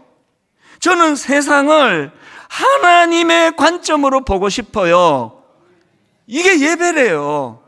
하나님의 관점으로 지난 엿새를 되짚어 보는 거예요. 제가 미국 집회 잠깐 비우고 온 사이에 이놈의 나라에서 뭐 해괴망측한 일이 지금 벌어지고 있더라고요. 이게 뭐 여자와 여자가 결혼을 한다고 그러질 않나, 또 좀 있다가 또 여자가 남자가 됐다 그러지를 않나. 그리고 또 뭐 어제 제가 우연히 봤더니 그것도 이제 이쪽에 여자가 자꾸 이제 네 자꾸 그 가슴이 그래가지고 자꾸 너를 여자로 생각하는 거 아니냐, 그래서 또 가슴 절제 수술을 받았다 그러질 않나. 그러면서 수많은 피해자들이 거기에 지금 놀아나가지고 피눈물을 흘린다 그러지 않나. 이게 도대체 지금 뭐 이 세상이 어떻게 돌아가는 거냐고요. 그걸 부끄러움 없이 여자와 여자가 결혼하게 됐다고 그렇게 그거 발표해가지고 이렇게 사단이 난 거 아니냐고요. 저는 바퀴벌레론, 집에요 바퀴벌레 한 마리가 나오면 이미 엄청 지금 그 농 밑에 많이 들어있는 거, 이걸 우리 부교육자들에게 종종 이야기합니다. 우리가 실수로 어떤 성도에게 상처를 줬다고 하면 이게 말로 실수해서 이 사람이 지금 상처를 흘려 눈물을 흘리면 이미 우리가 인식하지 못할 때 수많은 분들이 지금 우리 때문에 눈물을 흘리고 있을 것이다. 그 한 분의 상처받아 우는 걸 간과하면 그거는 목회자 자격이 없다고 이야기를 해요. 시대를 보세요. 흘러가는 걸 지금 보시기 바라요. 지금 이게 정상적인 나라입니까? 여러분, 지금 일어나고 있는 이런 일들이 그게 뭐 아주 악한 어떤 소수의 뭐 행위였다고 그렇게 치부할 수 없는 건 너무 당당한 태도들이요. 우리는요, 주님 앞에 나올 때마다 본질을 구해야 돼요. 악한 이 세상을 살아가는데 우리의 관점으로 옳고 그름을 분별하기 어렵습니다. 그래서 그 어린아이처럼 때를 쓰면서 하나님께 기도해야 돼요. 하나님, 저를 좀 안아주세요. 저는 이 세상을 세상의 관점이 아니라 하나님의 관점으로 바라보기를 원합니다. 하나님이 여호수아에게 치유의 첫 단추가 이거예요. 그게 잘못된 기도를 교정해 주시는 하나님. 그런가 하면 두 번째로 하나님께서 행하신 회복이 있는데요, 그 회복은요 미봉책이 아니세요. 원점으로 되돌려 주시는 은혜예요. 원점에서 다시 시작하게 하시는 은혜. 자, 아까 7장 11절에서 그들의 문제를 지적하셨죠. 이스라엘이 범죄하여 내가 그들에게 명령한 나의 언약을 어겼으며, 그리고 12절에서 경고하십니다. 그 온전히 바친 물건을 너희 중에서 멸하지 아니하면 내가 다시는 너희와 함께 있지 아니하리라. 그리고 바로 그 다음 13절에서 하나님의 놀라운 말씀이 선포됩니다. 13절, 너는 일어나서 백성을 성결케 하여 이르기를 너희는 스스로 성결케 하여 내일을 기다리라. 이거 여러분 어디서 많이 좀 들어본 것 같지 않으세요? 3장 5절에서 보셨잖아요. 여러분, 홍해를 요단강을 건너기도 전에 하나님이 주셨던 가장 원리적인 말씀이 여호수아 3장 5절입니다. 여호수아가 백성에게 이르되 너희는 자신을 성결하게 하라. 여호와께서 내일 너희 가운데 기이한 일들을 행하시리라. 하나님의 원론적인 지침이거든요. 이 말씀을 여러분 내가 수없이 반복해서 말씀드리고 오늘 또 반복합니다. 하나님 뭐라 말씀하세요? 이 일은 내가 한다. 이 일은 네가 아니라 내가 하니까 네가 하는 일은 성결케 하는 거다. 하나님의 자녀다운 거룩을 가져야 되는 거다. 영어 성경으로 보니까 하나님께서 우리에게 amazing things라고 복수를 쓰시더라고요. 우리는 이 믿음이 없기 때문에, 그리고 아간도 마찬가지예요. 아간이 그 훔친 걸 보면은요 굉장히 그 과정에 중요한 포인트가 나와요. 그가 나중에 이제 들통나니까 이렇게 고백합니다. 아간이 21절에서 이렇게 고백합니다. 내가 노력한 물건 중에 시날산의 아름다운 외투 한 벌과 은 200세겔과 그 무게가 50세겔 되는 금덩이 하나를 중요한 게 보고예요. 보고 탐내어 가졌나이다. 무슨 뜻이죠? 보기 전에는 탐내지 않았습니다. 보고예요. 우발적이에요. 보고. 뭘 의미합니까? 하나님이 여호수아 3장 5절에 주신 큰 그림이 아간에게 없는 거죠. 큰 그림이 그에게 있는 게 뭐예요? 내일 하나님이 놀라운 일을 행할 거다. 이까지 외투 한 벌 이 정도겠냐? 하나님이 큰 일을 계획하고 계시니까 너는 성결해야 돼. 정직해야 돼. 이런 거 훔치면 안 돼. 이게 정리가 안 된 게 아간이에요. 우발적인 거죠. 여기 누가 대놓고 사기치는 분이 계시겠냐고요. 보고예요. 사기당하는 사람들도 거의 다 우발적이에요. 그럴 때, 유혹당할 때 하나님이 요단강을 건너기도 전에 주셨던 지침을 떠올리는 거예요. 제가 특세 때 막 이제 새벽에 졸리기 쉽고 하니까 막 과장스럽게 말했던 거 기억하시죠? 좀 막 천박스럽게 말했어요. 저요? 성추행 절대 안 한다고. 내가 미쳤습니까? 내가 성추행하게. 내일 하나님이 저를 통하여 놀라운 일을 계획하고 계시는데 내가 왜 그딴 짓 하느냐고 막 굉장히 이것보다 훨씬 더 저속하게 제가 소리를 지르면서 얘기했거든요. 다시 말씀드립니다. 누가 거룩을 추구하는지 아세요? 야망 있는 사람이 아니고요. 하나님의 일하심을 기대하는 사람이에요. 하나님의 일하심을 기대하는 사람은 절대 성결 기준이, 여기 제가 지난 여름에 하나님이 자꾸 분당 우리 교회 문제가 많다고, 분당 우리 교회 고칠 게 한두 가지가 아니라고, 그 언어가 바뀌어야 된다고 계속 제게 하나님이 3주 내내 그 말씀을 부담을 주셨을 때 귀국하자마자 이거부터 만들었잖아요. 거룩과 성숙. 이거는요 기초로 돌아가자는 거예요. 교회 사이즈, 규모 이런데 신경 쓰는 것은 저질 중에 저질입니다. 이 교회가 거룩한가? 여러분 가정이 성결합니까? 여러분 아이들에게 거룩을 가르치세요? 안 가르치신다면 여러분 안에 기대감이 없어서 그래요. 참 부실한 나 같은 인생, 하나님은 어떻게 나를 인도해 여기까지 오게 하셨는데 우리 아이들에게도 이것이 흘러가기를 원한다. 그러면 거룩을 가르치죠. 막 살지 마라. 네 유익을 위하여 남의 눈에 눈물 흘리게 만들면 안 된다. 거짓말은 흉내라도 내지 마라.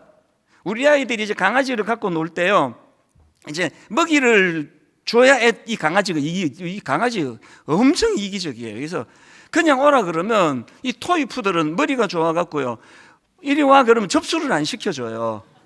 웬 개가 짖나 그러고 있어요. 우리 아이들이 이제 신용을 해요. 이래가지고 자 먹이 자 그러면 내가 그 야단쳐. 그렇게 하지 말라고. 개한테도 거짓말하지 말라고. 신용하지 마라. 농담으로 또 이렇게 거짓말을 못하게 해요. 그 입에도 그렇게 담지 마라. 그러고 보면 저는 한 번씩 하는데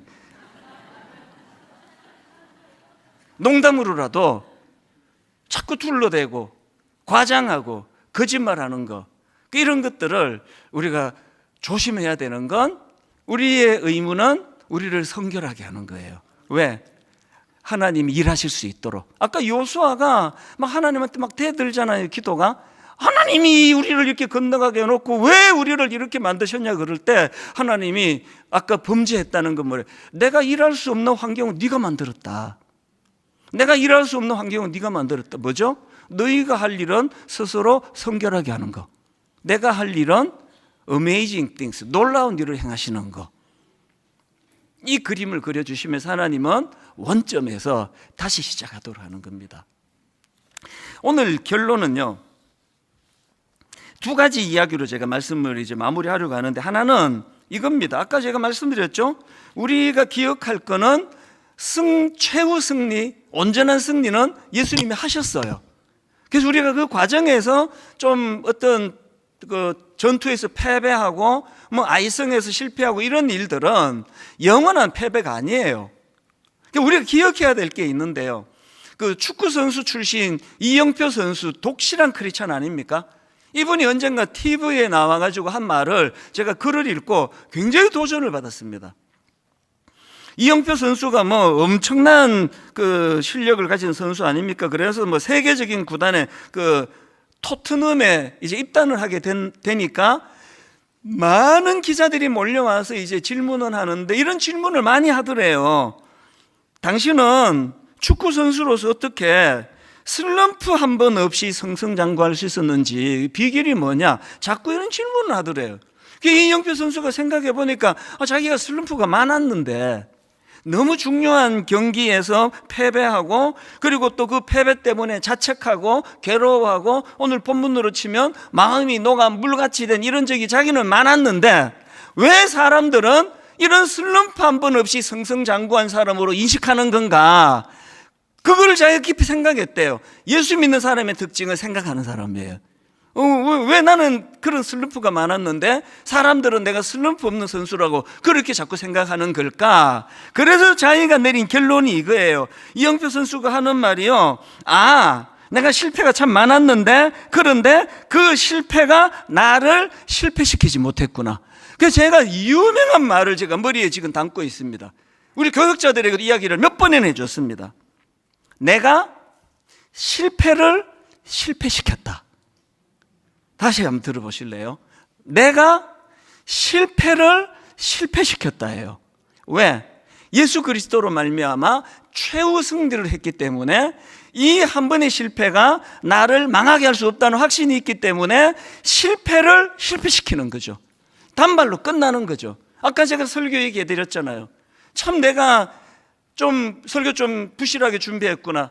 그래서 하나님의 이 놀라운 말씀 이것밖에 못 전했구나. 그럼 그날 실패한 거죠. 그러나 저는 좌절하지 않아요. 하나님 이번 돌아오는 주일에는 종이 또다시 이런 어리석음을 범하지 않기를 원합니다. 그래서 제가 감히 말씀드리잖아요. 2주 연속으로 제가 이런 부끄러운 설교를 한 적이 없습니다. 이번 주에 곧 올라올 거예요. 다 뒤져가지고 있던데요. 2주 연속 죽순 거 아마 올라올 거라 반드시 올라올 건데요. 그거는요, 내가 정성이 부실했다는 뜻이 아니고요. 하여튼 모르겠습니다. 뭐 왜 그런지 아무리 잘 준비해도 또 2번 연속 뭐 죽술 수요는 있겠지만 제 마음에서 구호는 이거예요. 내가 실패를 실패시켰다. 한번 선포하고 저를 따라 선포하고 이제 오늘 결론은요, 굉장히 특이하면서 은혜롭게 맺을 예정이에요. 자, 이거를 한번 선포하고 제가 이제 결론을 아주 기가 막힌 결론을 제가 소개할 텐데요. 저를 따라 이렇게 선포하십니다. 내가 실패를 실패시켰다. 실패를 실패시켰다.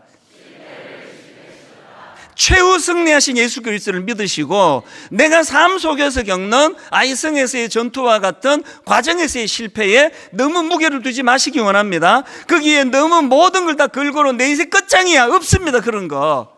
실패를 실패시키는 거예요. 이 한 번은 내가 실패했지만 그러나 이것은 하나님이 나를 연단시키려는 놀라운 하나님의 배려야. 이 실패를 가지고 승리의 길로 난 나아갈 거야. 오늘 결론은 너무너무 은혜롭습니다. 유아 세례를 아까 베풀었잖아요. 그 유아 세례 젊은 부모님 중에 송이안 성도님 엄마가 계세요. 놀랍게도요, 이분도 초신자예요. 이분이 지난 10월 18일에 세례를 받은 분이에요. 본인도 초신자예요. 그런데 이분이 이제 이 다락방이 진짜 중요합니다. 공동체에서 같이 예수 믿고 이제 다락방에 참여하면서 믿음을 키워가고 있는데요. 이분이 이제 소망을 가지게 된 거예요. 지금 나 혼자 예수 믿는데 믿음 안에서 이제 이 회복시켜 주시기를 원하면서 그래서 이 아이에게 세례를 자기가 담보로 나 세례 받았고 우리 아기에게 유아 세례를 베풀기를 원한다고. 오늘의 결론은요, 그분의 참 눈물 어린 변화받은 사람이 자녀를 향한 뜨거움을 그렇게 표현하는 간증으로 오늘 설교 결론을 대신하려고 합니다. 이 세상 역사가 BC와 AD 이렇게 나누어져 있지 않습니까? 근데 이 BC는 무슨 약자인가 하면은 Before Christ, 그러니까 예수님께서 이 땅에 오시기 이전, 이걸 이제 BC라고 그렇게 표현하고 있고요. 그리고 이제 AD는 이게 라틴어입니다. Anno Domini. 그래서 이제 우리말로 하면은 예수님께서 이 땅에 오신 이후, 그래서 이제 제가 어릴 때 보면은 1985년이다 그러면 추후 1985년이다. 그렇게 그 교회만이 아니고 그 일반적으로도 이제 그렇게 사용하는 것을 제가 기억을 하고 있는데요. 사실 이게 이 세상 역사가 예수님을 중심으로 그분이 오시기 이전 그리고 그분이 오신 이후로 나누어지는 이게 참 저는 너무 감사하고 또 목회자니까 이게 참 의미가 있다는 생각을 합니다. 이렇게 그 세상 역사가 BC와 AD로 구분되고 있는데요. 이렇게 구분되는 건 이 세상 역사만이 아닙니다. 우리 인간도 마찬가지예요. 영원히 BC의 삶을, Before Christ의 삶을 사는 분이 계시고요. 또 오늘 그 예배 드리는 또 많은 초대되어 온 분들이 그러기를 원하는데, 인생이 BC 그리고 AD 이렇게 구분되는 인생들이 참 많습니다. 뭐 저 자신도요, 저를 돌아보면은 제가 목사 아들이고 모태신앙이지만 제가 예수 그리스도를 인격적으로 제가 경험하고 그분의 영향을 받아가던 그 순간들을 생각하면 그 이전은 교회를 다니고 분명히 예수 믿었지만 BC적인 삶을 제가 살았던 것 같아요. 그리고는 그 이후에 제가 이제 AD, 아노 도민이라고 하는 예수 그리스도가 오신 이후 그분이 내 인생에 찾아오시고 내 인생에 개입하신 이후, 그 이후의 삶은 뭐 이전하고는 뭐 비교하는 것 자체가 이게 잘 안 될 정도로 완전히 다른 그런 삶을 제가 살아가고 있는 것 같습니다. 성경에 나오는 수많은 인물들도 마찬가지입니다. 오늘 이 본문을 기록한 사도 요한은 말할 것도 없고, 여러분이 아시는 그 사도 바울, 그리고 또 뭐 베드로, 뭐 수많은 예수님의 제자들 전부가 다 BC와 AD로 그분의 삶이 구분된다는 사실입니다. 그럼 어떻게 구분이 되느냐? 그 빌립보서에 보면은요, 사도 바울이 예수님을 만나기 이전에 자기 인생을 BC로 이렇게 묘사하고, 그리고 예수님을 만난 이후에 AD의 삶을 또 저렇게 묘사하는 그런 내용이 빌립보서 3장에 나옵니다. 바울이 이제 예수님 만나기 이전에 BC의 삶을 이렇게 묘사합니다. 빌립보서 3장 4절. 그러나 나도 육체를 신뢰할 만하면, 이 한마디가요, 바울의 예수님 만나기 이전을 압축한 엑기스입니다. 자기의 육체를 신뢰하던. 그래서 이제 한번 들어보십시오. 그러나 나도 육체를 신뢰할 만하며, 만일 누구든지 다른 이가 육체를 신뢰할 것이 있는 줄로 생각하면 나는 더욱 그러하리니, 나는 8일 만에 할례를 받고 이스라엘 족속이요 베냐민 지파요 히브리인 중에 히브리인이요 율법으로는 바리새인이요 열심으로는 교회를 박해하고 율법의 의로는 흠이 없는 자라. 실제적으로 사도 바울은 그 당시 사회에서 굉장한 엘리트였습니다. 참 그 부유한 집안에서 자랐고 유대인인데도 불구하고 그는 로마 시민권자였고요. 또 사회에서 뛰어난 능력자라고 인정을 받고 지도자 위치에 있었는데, 당대 최고의 학자라고 꼽혔던 가브리엘 선생의 문화생, 그러니까 요즘으로 치면 나 서울대 나왔어, 난 서울대 수석으로 나는 들어간 사람이야. 이게 이 사도 바울이 가지는 육체를 신뢰할 만함이에요, 자기 자신에 대하여. 그런데 지금 BC의 자기 삶을 소개할 때 엄청난 그런 대단한 것들을 피력하는 건 자기를 자랑하려고 하는 게 아니라 그 다음에 이 말을 강조하려고 이거를 언급한 거예요. 이게 BC의 삶인데, 이제 그리고는 그 다음 7절에 보면은 이제 그 AD, 예수님을 만난 이후에 자기 삶을 묘사하는데 7절이 이 그러나 이렇게 시작합니다. 여기 나오는 이 그러나라는 접속사는요, 방금 앞에서 자기가 소개했던 엄청난 그런 지식인이고 또 학자고 그리고 또 엘리트고, 이런 모든 소개하는 모든 걸 한 번에 허물어뜨리는 차원에서 그러나요. 그러나 무엇이든지 내게 유익하던 것을 내가 그리스도를 위하여 다 해로 여길 뿐더러 또한 모든 것을 해로 여김은 내 주 그리스도 예수를 아는 지식이 가장 고상하기 때문이라. 내가 그를 위하여 모든 것을 잃어버리고 배설물로 여김은 그리스도를 얻고 그의 BC와 AD의 삶을 확연하게 드러낼 수가 있거든요.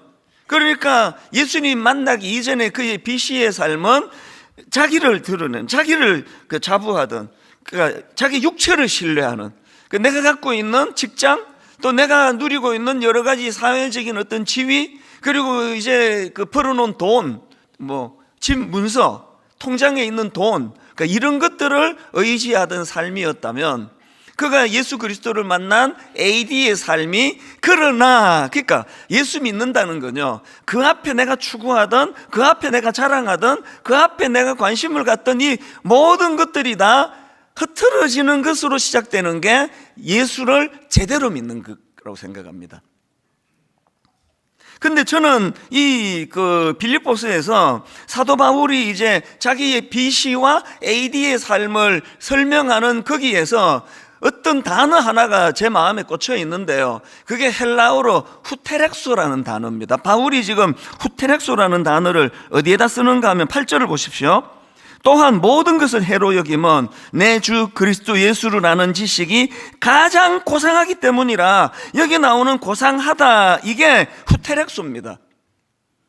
이 단어는요, 합성어인데요, 휘페르라는 단어하고 엑소라는 단어의 합성어인데, 이 휘페르라는 단어는 그 이상, 또 그 너머, 이런 뜻을 가진 단어고, 엑소, 이 단어는 소유하다, 가지다, 이런 뜻을 가진 단어예요. 그래서 그 당시 사람들이 이제 하나님을 모르는 상황이니까요, 그들이 썼던 후테렉소는 인간의 노력이나 연습으로 가질 수 있는 최상의 상태. 어떤 게 있을까요? 여러분이 이제 어떤 명문대학을 들어가게 될 때, 그리고 또 좋은데 취직을 하게 될 때, 그리고 너무너무 사모하던 어떤 배우자를 만나 결혼하게 될 때, 그때 쓰여지는 단어가 후테렉소, 이런 단어 아니겠습니까? 내 노력으로, 내 수고로, 그리고 내가 애써서 가질 수 있는 최상의 상태, 이게 그 당시에 통용되던 후테렉소라는 단어인데요, 사도 바울은 놀랍게도 그 단어를 영적으로 갖고 와서 영적으로 사용합니다. 그러니까 바울이 지금 뭘 강조하느냐, 자기가 예수님 알기 이전에 추구하던 세상적인 후테렉소, 엄청나게 성공하고 엘리트고 사회 지도층에 있었던 그 후테렉소를 내려놓고 하나님을 만나고 예수 그리스도 안에서 그가 새로운 후테렉소를 추구하게 되었다. 그런 차원으로 이 단어가 그렇게 저는 해석이 되어지는 겁니다. 이런 차원에서요, 제가 이 후테렉소라는 단어를 묵상을 하다가 소설 요한복음이라는 책이 있습니다. 이 목사님이 쓴 책인데요, 거기에 참 제 마음에 베끼고 옮겨놓고 묵상하는 그런 구절이 좀 있습니다. 한번 들어보십시오. 예수는 정말 바다였다. 그에게서는 모든 것이 통합되어 녹아 있었고 흐르고 있었다. 그동안 내가 놀았던 세계는 하나의 샛강에 불과했다. 그것도 그것이 전부라고 우기며 자랑하면서 말이다. 내가 살고 있는 세계가 샛강인 것을 안 것은 예수라는 바다를 만나고 나서이다. 그 전까지는 강이 바다요, 호수가 대양인 줄로만 알고 있었다. 막힘없이 흐르고 넘실대던 그 흐름, 어떤 강물이 들어와도 다툼이 끝나고 어떤 흙탕물이 들어와도 그냥 정화되어 하나가 되어버리는 바다의 신비, 나는 예수에게서 처음으로 바다를 보았던 것이다. 언젠가 이 바다가 하늘로 이어져 갈 줄 내가 어떻게 알았던가. 이게 굉장히 저에게 많은 의미를 가지고 또 저를 도전하게 만들었습니다. 자기가 예수 알기 전에 그 샛강을 바다로 알고 있었다는 거예요. 그 코딱지만한 작은 호수가 이게 대양인 줄 알았다는 거예요. 이게 너무너무 의미 있는 이야기 아닙니까? 그 고3 입시생들을 보면은 그 대학 입시가 막 그냥 막 자기 인생의 모든 거라 생각해요. 그래서 입시에 실패하고 막 그 죽는 애도 생기고 그러잖아요. 나이가 이제 이렇게 들어보니까 그 아무것도 아닌 거더라고요. 저도 이제 미국에서 대학 졸업을 위해 가지고 죽을 고생을 하면서 정말 뭐 상상하기 어려운 그런 시간을 보내 가지고 겨우 이제 대학 졸업장을 하나 땄는데요. 지금 와서 돌아보니까 그 신학대학원 입학할 때 서류 낼 때 쓰고 지금까지 한 번도 쓴 적이 없습니다. 아무것도 아니에요. 우리가 예수를 안다는 건요, 지금까지 내가 이 색강을 바다로 알고 있던, 아무것도 아닌데 인생 전부를 걸고 있던 이게 참 어리석다는 걸 깨닫게 되는 겁니다. 제가 결혼 딱 30주년이 됐는데요, 요즘에 와서 신혼 때를 많이 제가 돌아보면 마음이 아파요. 그 결혼하고 한 3, 4년 어간까지 아무것도 아닌 이런 걸 가지고 그렇게 그 문제 삼고 그것 갖고 싸우고, 또 그쪽도 마찬가지고. 지금 생각하면 뭐 이러면 어떻고 저러면 어떻습니까? 아니 뭐 치아 가운데로 푹 짜면 어떻습니까? 틈날 때마다 끝에서부터 해주면 되더라고요.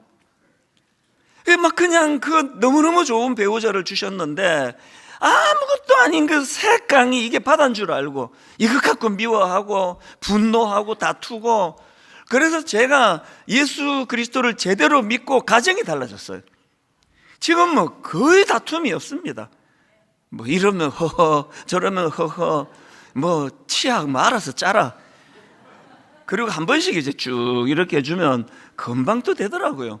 이제 예를 그렇게 든 거지만요, 우리가 예수를 만난다는 건요, 그저 이 땅이 전부인 줄 알고 그저 남의 눈에 피눈물 흘려가면서도 막 집착하고, 왜? 한 번뿐인 인생이 그런 그 이상한 소리를 하잖아요.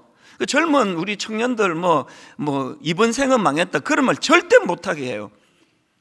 이번 생은 망했다 이런 소리 하지 마라. 그 색강이다, 이 표현으로 빗대 갖고 설명을 드리자면요, 그게 참 여유로워가지고, 저는 원래가 그 성격적으로 굉장히 급하고 또 막 욱하는 성격이 있고 다혈질이고, 차 몰고 가다가 30대는 막 누가 그냥 확 끼어들고 그러면 막 끝까지 따라가서 보복해야 직성이 풀리는 성격이었는데요, 색강으로 살 때 제가 그랬습니다. 요즘에는 제가 저를 돌아봐도 믿겨지지 않을 만큼 마음에 여유가 생겨요. 그래서 뭐 누가 끼어들면 아이고 참 되게 급한가 보네, 바쁜가 보네, 늦지 않고 가시기를 축복합니다, 이런 이상한 말도 막 하고요. 아니 비꼬는 게 아니라 마음에서 축복이 나와요. 얼마나 급하면 저렇게 싸가지 없이 막 끼어들고 그러겠냐고요. 그게 색강이 바다인 줄 알고 살아가는 수많은 사람들이 인생을 너무 쓰잘데없는데 허비하고 사는 거예요. 그 막 누구를 미워하고 분노하고 그 돌아보면은요, 참 그 제가 요즘은 아내하고 저하고요 서로가 막 노래를 불러요. 우리는 신혼 때보다 지금이 훨씬 좋아요. 제 아내에게도 믿음이 깊어가고 저에게도 믿음이 더 깊어지고 하니까 너무너무 그런 사소한 일에 그렇게 신경 쓰지 않고, 자다가 일어나도 이런 배우자를 주신 하나님께 너무 감사가 나오고 하나님 앞에 서로 축복하고 같이 꿈을 꾸고, 이게 후테렉소예요. 인간의 후테렉소. 내가 노력하고 내가 집착하고 내가 몸부림쳐서 얻을 수 있는 최상의 것. 바울이 그걸 BC를 갖고 피력했다면 그가 그거를 내려놓고 예수 그리스도를 만난 이후로 인간의 한계를 뛰어넘는 하나님의 후테렉소, 절대로 우리가 죽었다 깨어나도 도달할 수 없는 그 하나님의 후테렉소를 예수 그리스도를 통해서 우리가 얻게 되었다. 이걸 지금 바울이 피력하고 있는 거거든요. 그래서 제가 오늘 지난주 살펴본 오늘 본문 말씀을 이제 오늘 초대되어 온 예수 믿지 않으시는 우리 손님들에게 이 본문 말씀을 이제 다시 제가 소개해 드리고 싶은데요, 사도 바울이 도대체 예수 그리스도에 뭘 발견했길래 그렇게 인생이 여유로워가지고 바울도 보면은 그 예수 믿기 전에 성격이 그 엄청 다혈질이고 아집으로 쌓여 있고 자기 생각만이 항상 옳고 자기 생각과 다른 사람은 다 적이고 이렇게 편협하게 짝이 없었던 사람이 사도 바울인데, 성경에서 묘사되는 바울은 그 마음이 바다같이 넓어요.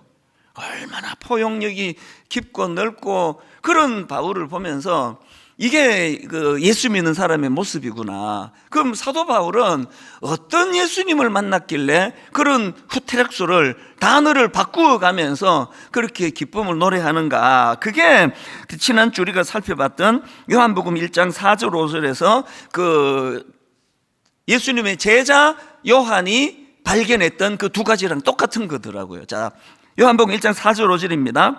그 안에, 예수 그리스도 안에 생명이 있었으니 이 생명은 사람들의 빛이라. 빛이 어둠에 비치되 어둠이 이기지 못하더라. 바울이 예수 그리스도를 통해서 얻게 된 영적인 후테렉스는 두 가지인데요, 하나는 생명이고 하나는 빛이에요. 지난주에도 설명드렸지만 여기 나오는 생명은 헬라어로 조에. 그런데 여러분 성경에 보면은요, 이 조에라는 단어에다가 이제 영원한 이런 뜻을 가진 아이오니오스라는 그 형용사를 덧붙여서 설명하는 경우가 많이 있습니다. 예를 들면은 자, 요한복음 3장 14절 15절입니다. 모세가 광야에서 뱀을 든 것 같이 인자도 들려야 하리니 이는 저를 믿는 자마다 영생, 여기도 영생이 나오죠. 영생을 얻게 하려 하심이라. 여기 나오는 영생, 영원한 생명이요, 조에 아이오니오스예요. 아이오니오스가 뭐라 그랬죠? 영원한이라는 뜻이라 그랬잖아요. 주님이 우리에게 주신 생명 조에는 이 땅에서 살아가는 그 생명이 아니에요. 이 생명은 영적인 그리고 영원한 생명. 그래서 이게 조에 아이오니오스인데요, 똑같은 표현을 반복해서 우리가 잘 아는 요한복음 3장 16절에서도 그대로 지금 피력합니다. 하나님이 세상을 이처럼 사랑하사 독생자를 주셨으니 이는 그를 믿는 자마다 멸망하지 않고 영생을 얻게 하려 하심이라. 조에 아이오니오스예요. 영원한 생명. 그래서 저는 장례식을 인도할 때마다 사용하는 그 요한계시록 21장 3절 4절 말씀이 있는데요, 내가 들으니 보좌에서 큰 음성이 나서 이르되 보라, 하나님의 장막이 사람들과 함께 있으며 하나님이 그들과 함께 계시리니 그들은 하나님의 백성이 되고 하나님은 친히 그들과 함께 계셔서 하나님 다스리는 그 나라가 되면은 4절입니다. 모든 눈물을 그 눈에서 닦아주시니 다시는 뭐가 없습니까? 사망이 없고 애통하는 것이나 곡하는 것이나 아픈 것이 다시 있지 아니하리니 처음 것들이 다 지나갔습니다. 여러분, 장례식을 인도할 때 제가 이 본문을 가지고 왜 말씀을 전합니까? 세상에서의 장례식을 연결식이라 그래요. 그래서 내가 연결, 이걸 국어사전을 찾아봤거든요. 이렇게 설명하더라고요. 연결, 이건 죽은 사람과 산 사람이 서로 영원히 헤어짐, 이게 연결이래요. 하나님 없는 비시의 삶에서의 장례식은 영원한 이별이에요. 다시 못 만나요. 그런데 제가 방금 읽어드렸던 그 말씀처럼 AD의 삶을 사는 사람들은 예수 그리스도로 인하여, 그분이 십자가로 인하여 우리가 조에 아이오니오스, 영원한 생명을 얻게 됐습니다. 그래서 이제 하나님 다스리는 그 나라를 꿈꾸고 소망하고 기대하고 갈망하며 그렇게 사는 게 이 땅에서 예수 믿는 사람입니다. 그런데 여러분, 이 영생은 우리에게 어떤 선물을 가져다 주는가 하면 디도서 1장 1절 2절입니다. 하나님의 종이요 예수 그리스도의 사도인 나 바울이 사도된 것은 하나님이 택하신 자들의 믿음과 경건함에 속한 진리의 지식과, 그 다음에 영생이 나옵니다. 영생에 뭘 위한다고요? 소망을 위함이라요. 주님 주시는 영생은 우리에게 소망이라는 선물을 줘요. 저는 이제 그 목회자 치고도 그 양상이 조금 복잡하게 사는 사람 아닙니까? 분당 우리 교회만 제가 섬기는 게 아니라 타교회 분들도 많이 연락을 주세요. 그리고 또 목사님들, 후배 목사님들이 많이 연락을 주세요. 그 하나같이 아픈 이야기들이 많아요. 억장이 무너지고 마음이 절망지고 이런 분들이 목사님 한 번만 만나기를 원합니다. 그래서 많은 그런 일들을 제가 경험하는데요. 그래서 제가 이제 가끔씩 번아웃이 와요. 이게 지금 사실 지금 제가 안식년 기간이어야 하거든요. 2년 전부터 이제 좀 지친다, 이게 좀 쉬어야 된다 그러는데 교회 상황상 제가 안식년을 가질 수가 없는 상황이에요. 그러면 이제 번아웃이 와요. 제가 이제 마음에 진짜 참 버겁다, 이제 그런 생각이 들면 제가 습관처럼 나오는 찬양이 하나 있는데요. 이거 제가 우리 옥하는 목사님께 배운 거예요. 곡을 배운 건 아니지만 우리 목사님도 이 찬양을 한 번씩 부르시더라고요. 이 찬양입니다. 사막에 샘이 넘쳐 흐르리라, 사막에 꽃이 피어 향내 내리라, 주님이 다스리는 그 나라가 되면은 사막이 꽃동산 되리. 근데 막 지치고 힘들 때 막 이 세상이 사막 같아요. 막 목이 말라요. 막 갈증을 느껴요. 그럴 때면 하나님이 제게 소망을 주세요. 그 가사를 보면은 그 다음 가사가 이렇습니다. 사자들이 어린 양과 뛰놀고 어린이들 함께 뒹구는 참사랑과 기쁨의 그 나라가 이제 속히 오리라. 어떨 때는 참 저를 잡으려는 사람도 그렇게 또 가끔씩 나타나요. 아마 얼마나 섬뜩한지 몰라요. 막 초창기 설교부터 다 뒤져요.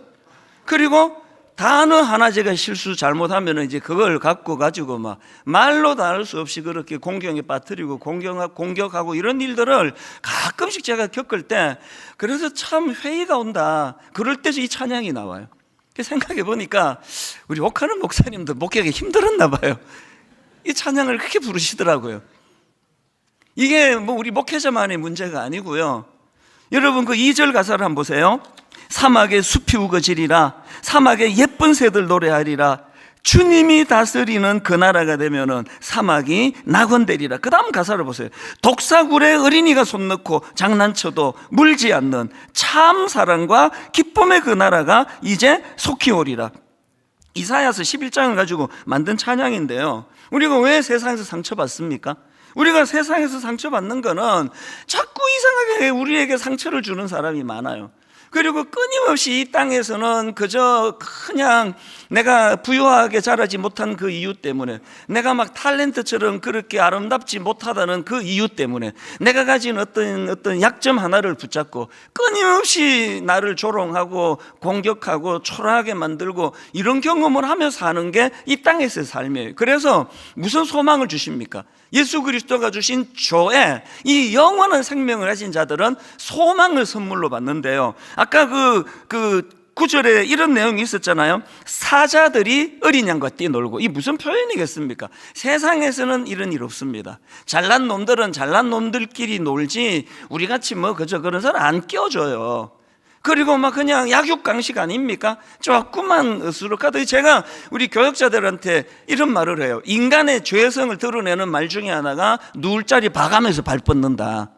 이게 참 나쁜 말로 생각된다. 어떨 때는 사람이요, 저 사람 착하고 너무 좋아 그러면 자꾸 발을 뻗어요.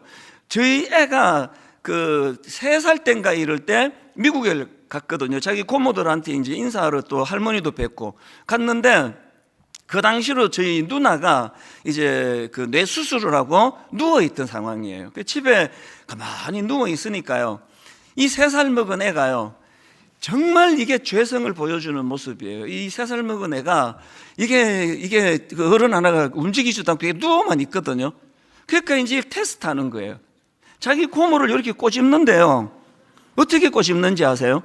이렇게 꼬집으면서 고모를 계속 보면서 꼬집어요.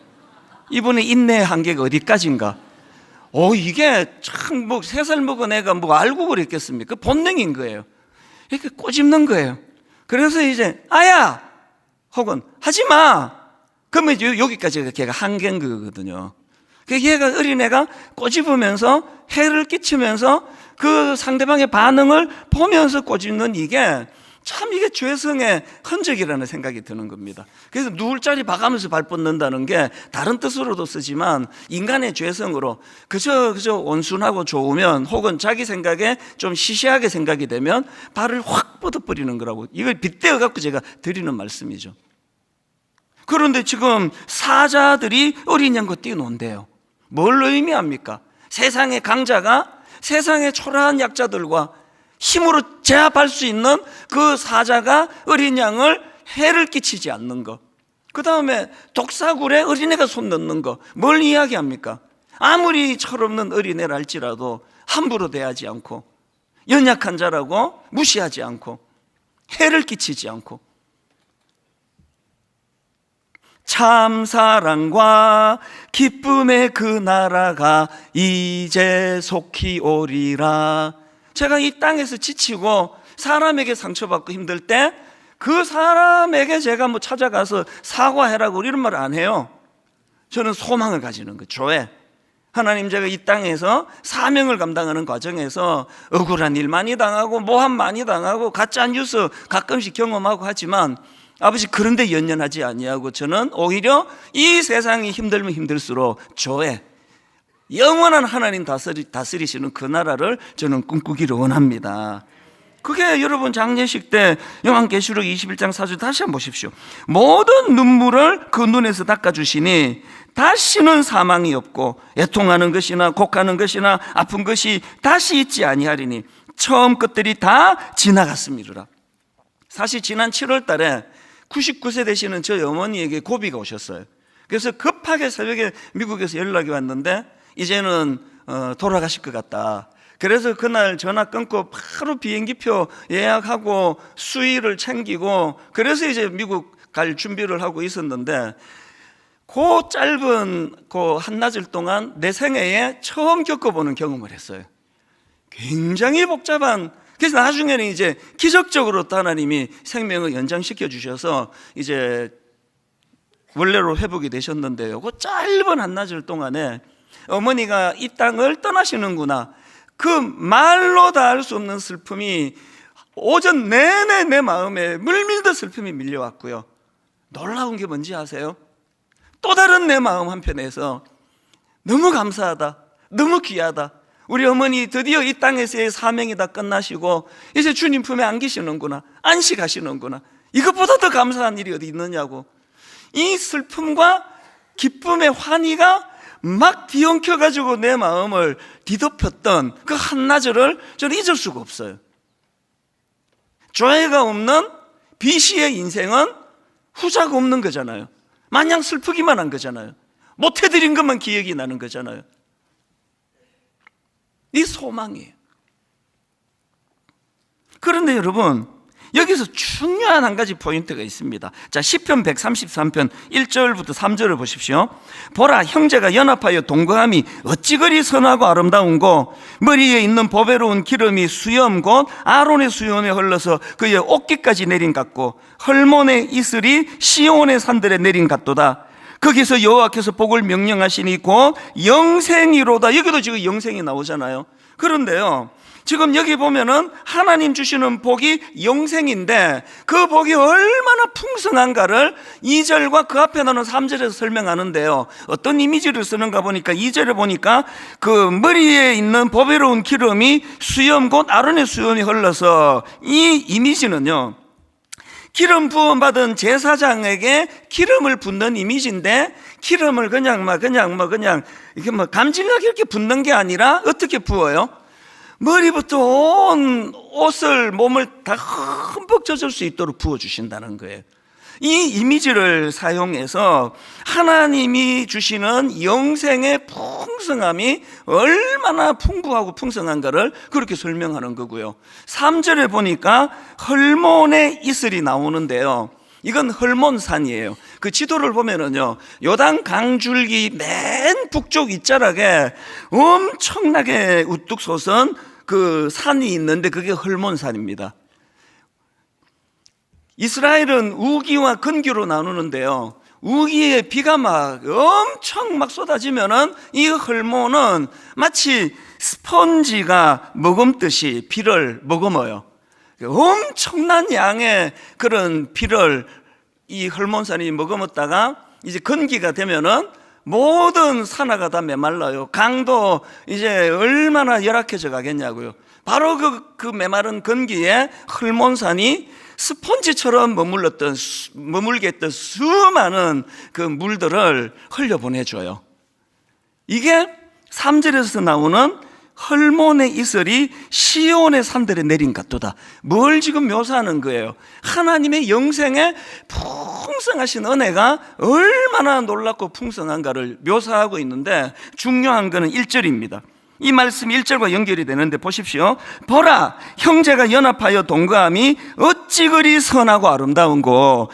제가 지금 이 말씀을 왜 드리는가 하면은요, 하나님이 주시는 영생의 복, 풍성한 영생의 복이 죽어서 천국 가서만 쓰여지는 게 아니라 바로 형제가 연합하여 동거함, 교회 아닙니까? 우리로 치면 가정 아닙니까? 우리로 치면 그 예수 믿는 사람들의 모임 안에 이 풍성한 하나님 은혜가 부어진다는 거죠. 우리 성도는 지금 다 아시잖아요. 지난 7월 달에 하나님이 뜬금없이, 그때 3주간 미국 가 있는데 홀로 떨어져 지냈는데 계속 하나님이 제 마음에 부담을 주셨어요. 분당 우리 교회 아직 좋은 교회 아니다. 분당 우리 교회 아직 너무 많이 변해야 된다. 뭘 원하시는지를 저는 이 말씀으로 정리가 되는 겁니다. 우리 다락방, 분당 우리가 자랑하는 우리 순장님들과 그 다락방 좋은 건 아는데 하나님은 그걸로 만족하지 말라는 거예요. 그 정도가 아니라는 거예요. 형제가 또 자매가 연합하여 동거하는 그 공동체가 어찌 그리 선하고 아름다운고, 이걸 우리가 만들어내야 된다는 거예요. 여러분, 우리 다락방 문제가 있다는 뜻이 아니에요. 더 큰 꿈을 품자는 거예요. 온 세상에서는 약육강식, 있는 자들만 인기가 있고 있는 자들이 찾아가면 환영하고, 보고 뭐 빼먹을 게 별로 없다 그러면 그냥 사람 취급도 안 하는 이 타락한 세상의 모습이 아니라 그 헐몬의 풍성한 그 비를 스펀지처럼 다 그렇게 빨아들였다가 건기에 모두가 메말라 하는 그 상황에서 풍성하게 그 물을 공급해주는 그 헐몬의 이슬, 이 하나님의 사랑이 풍부하다는데, 이게 죽어서 천국 가서 영생을 얻을 때만이 아니라 이 땅에서도 이게 가능하다는 거거든요. 결론을 맺으면서 며칠 전에 들은 이야기예요. 지난주에 제가 이거를 인용하려다가 시간이 없어서 못 썼는데요, 어떤 예수 처음 믿는 분이 우리 교회를 다니기 시작하셨습니다. 그 어릴 때 교회 몇 번 다녀보고 교회란 데를 가신 적이 없는데, 이제 이 여성분이 가정에 좀 어려움이 있었나 봐요. 남편으로부터 많은 상처를 받고 아픔을 받고 이제 이래갖고는 내가 못 살겠다 그래서 이분이 이제 이혼하기로 결정을 하고 이제 교회가 또 올려졌대요. 그래서 교회를 왜 찾았냐 하니까 이혼할 때 상처받고 복잡하고 어려운 일 안 생기도록, 그래서 순탄하게 이혼할 수 있도록, 그래서 이제 교회를 찾았는데요, 이분이 이제 수요 예배 와가지고 막 이제 그런 걸 갖고 이제 사모했겠죠. 하나님, 제가 지금 상처받은 것만으로도 충분한데 이혼하는 과정에서 또 아픔을 겪지 않도록, 그런 마음으로 이제 수요 예배를 나오신 것 같아요. 그랬는데요, 그 교구 목사님이 저한테 메일을 보내준 내용을 한번 들어보십시오. 이분이요, 우리 교회 수요 예배에 나와서 이혼 잘하기를 바라는 기도를 하려고 했다가 가정의 회복과 소망에 대한 말씀을 듣고 마음에 감동이 있어서 분당 우리 교회에 등록을 하고 출석을 하게 되었습니다. 새가족부를 마치고 예배를 통해 은혜를 많이 받으셔서 그동안 수없이 복잡했던 마음들이 하나하나 풀려가는 것들을 경험했다고 합니다. 그러면서 이분이 이제 후티렉소가 여유로워지니까 막 아웅다웅하지 않아도 되니까 삶에 여유가 생겼대요. 모든 걸 자기에게만 집중하던 이분이 눈을 들어 주변을 보니까 정말 도와야 될 사람이 너무 많더라는 거예요. 막 장애인들의 그 불편한 모습을 보면서 기도가 나오대. 이 완전 초신자인데, 그러다가 막 장애인들을 위한 기도를 하다가 문득 왼수처럼 생각했던 그 남편이 불쌍해지기 시작했대요. 이 남편을 위하여 자기가 기도하기 시작한 거죠. 누가 이걸 가르쳐 줬냐고요? 어느 목사님을 만나서 이게 상담을 했냐고요? 수요 예배 와서 풍성한 헐몬산의 이슬 같은 하나님 은혜를 경험하고 났더니, 그래서 이제 가정 회복을 꿈꾸면서 그렇게 이제 감동이 되니까 그 교구 목사님이 저한테 이런 내용을 저게 보내줬거든요. 결론을 이렇게 맺기를 원합니다. 오늘 설교 제목을 내 삶의 이유, 콤마하고 예수 그리스도 이렇게 잡았는데요, 여러분, 사도 바울이 경험했던 BC의 인생에 추구하던 후테렉소를 내려놓고 예수 만난 이후에 AD의 주님이 주시는 후테렉소를 사모하게 된다면 곧 알게 되실 겁니다. 내가 추구하던 게 난 바다라 생각했는데 이 색강이었구나. 이게 아무것도 아닌 일에 내 인생을 너무 많이 허비했구나. 저는 목사로서 주님 주신 이 희로애락의 감정을 쓸데없는 데서 소비할까 봐 부부싸움도 안 해요. 어떨 때 이제 뭐 한 1년에 한 번 뭔가 의견 충돌이 있으면 저는 그 자리 피해버려요. 나가버립니다. 이런데 난 내 아내와 에너지 난 낭비하고 싶지 않아요. 새깡을 살아가는 인생이 아니기 때문입니다. 오늘 초대되어 오신 분들, 뭐 이 30분 말씀 듣고 하나님을 알 수 있게 됐다, 그 어불성설입니다. 예수님께서 와 보라, come and see, 와서 봐라. 여러분, 이제 오늘 마당에 가서도 한번 그 형제가 연합하여 동거하며 어찌 그리 아름다운가, 마당에서 여러분을 환영하는 그 손길도 한번 느껴보시고요. 다음 주일, 또 그 다음 주일 조금씩 하나님의 사랑을 알아간다면 여러분의 인생도 진짜 바다 같은 예수 그리스도, 그분의 생명을 소유하게 될 줄로 믿습니다. 우리 이 찬양으로 설교를 좀 다 정리할 수가 있을 것 같습니다. 아버지 사랑 내가 노래해, 아버지 은혜 내가 노래해, 그 사랑, 변함없으신, 거짓 없으신, 성실하신 그 사랑. 우리 같이 가사를 생각하면서 찬양 같이 불러보시겠습니다.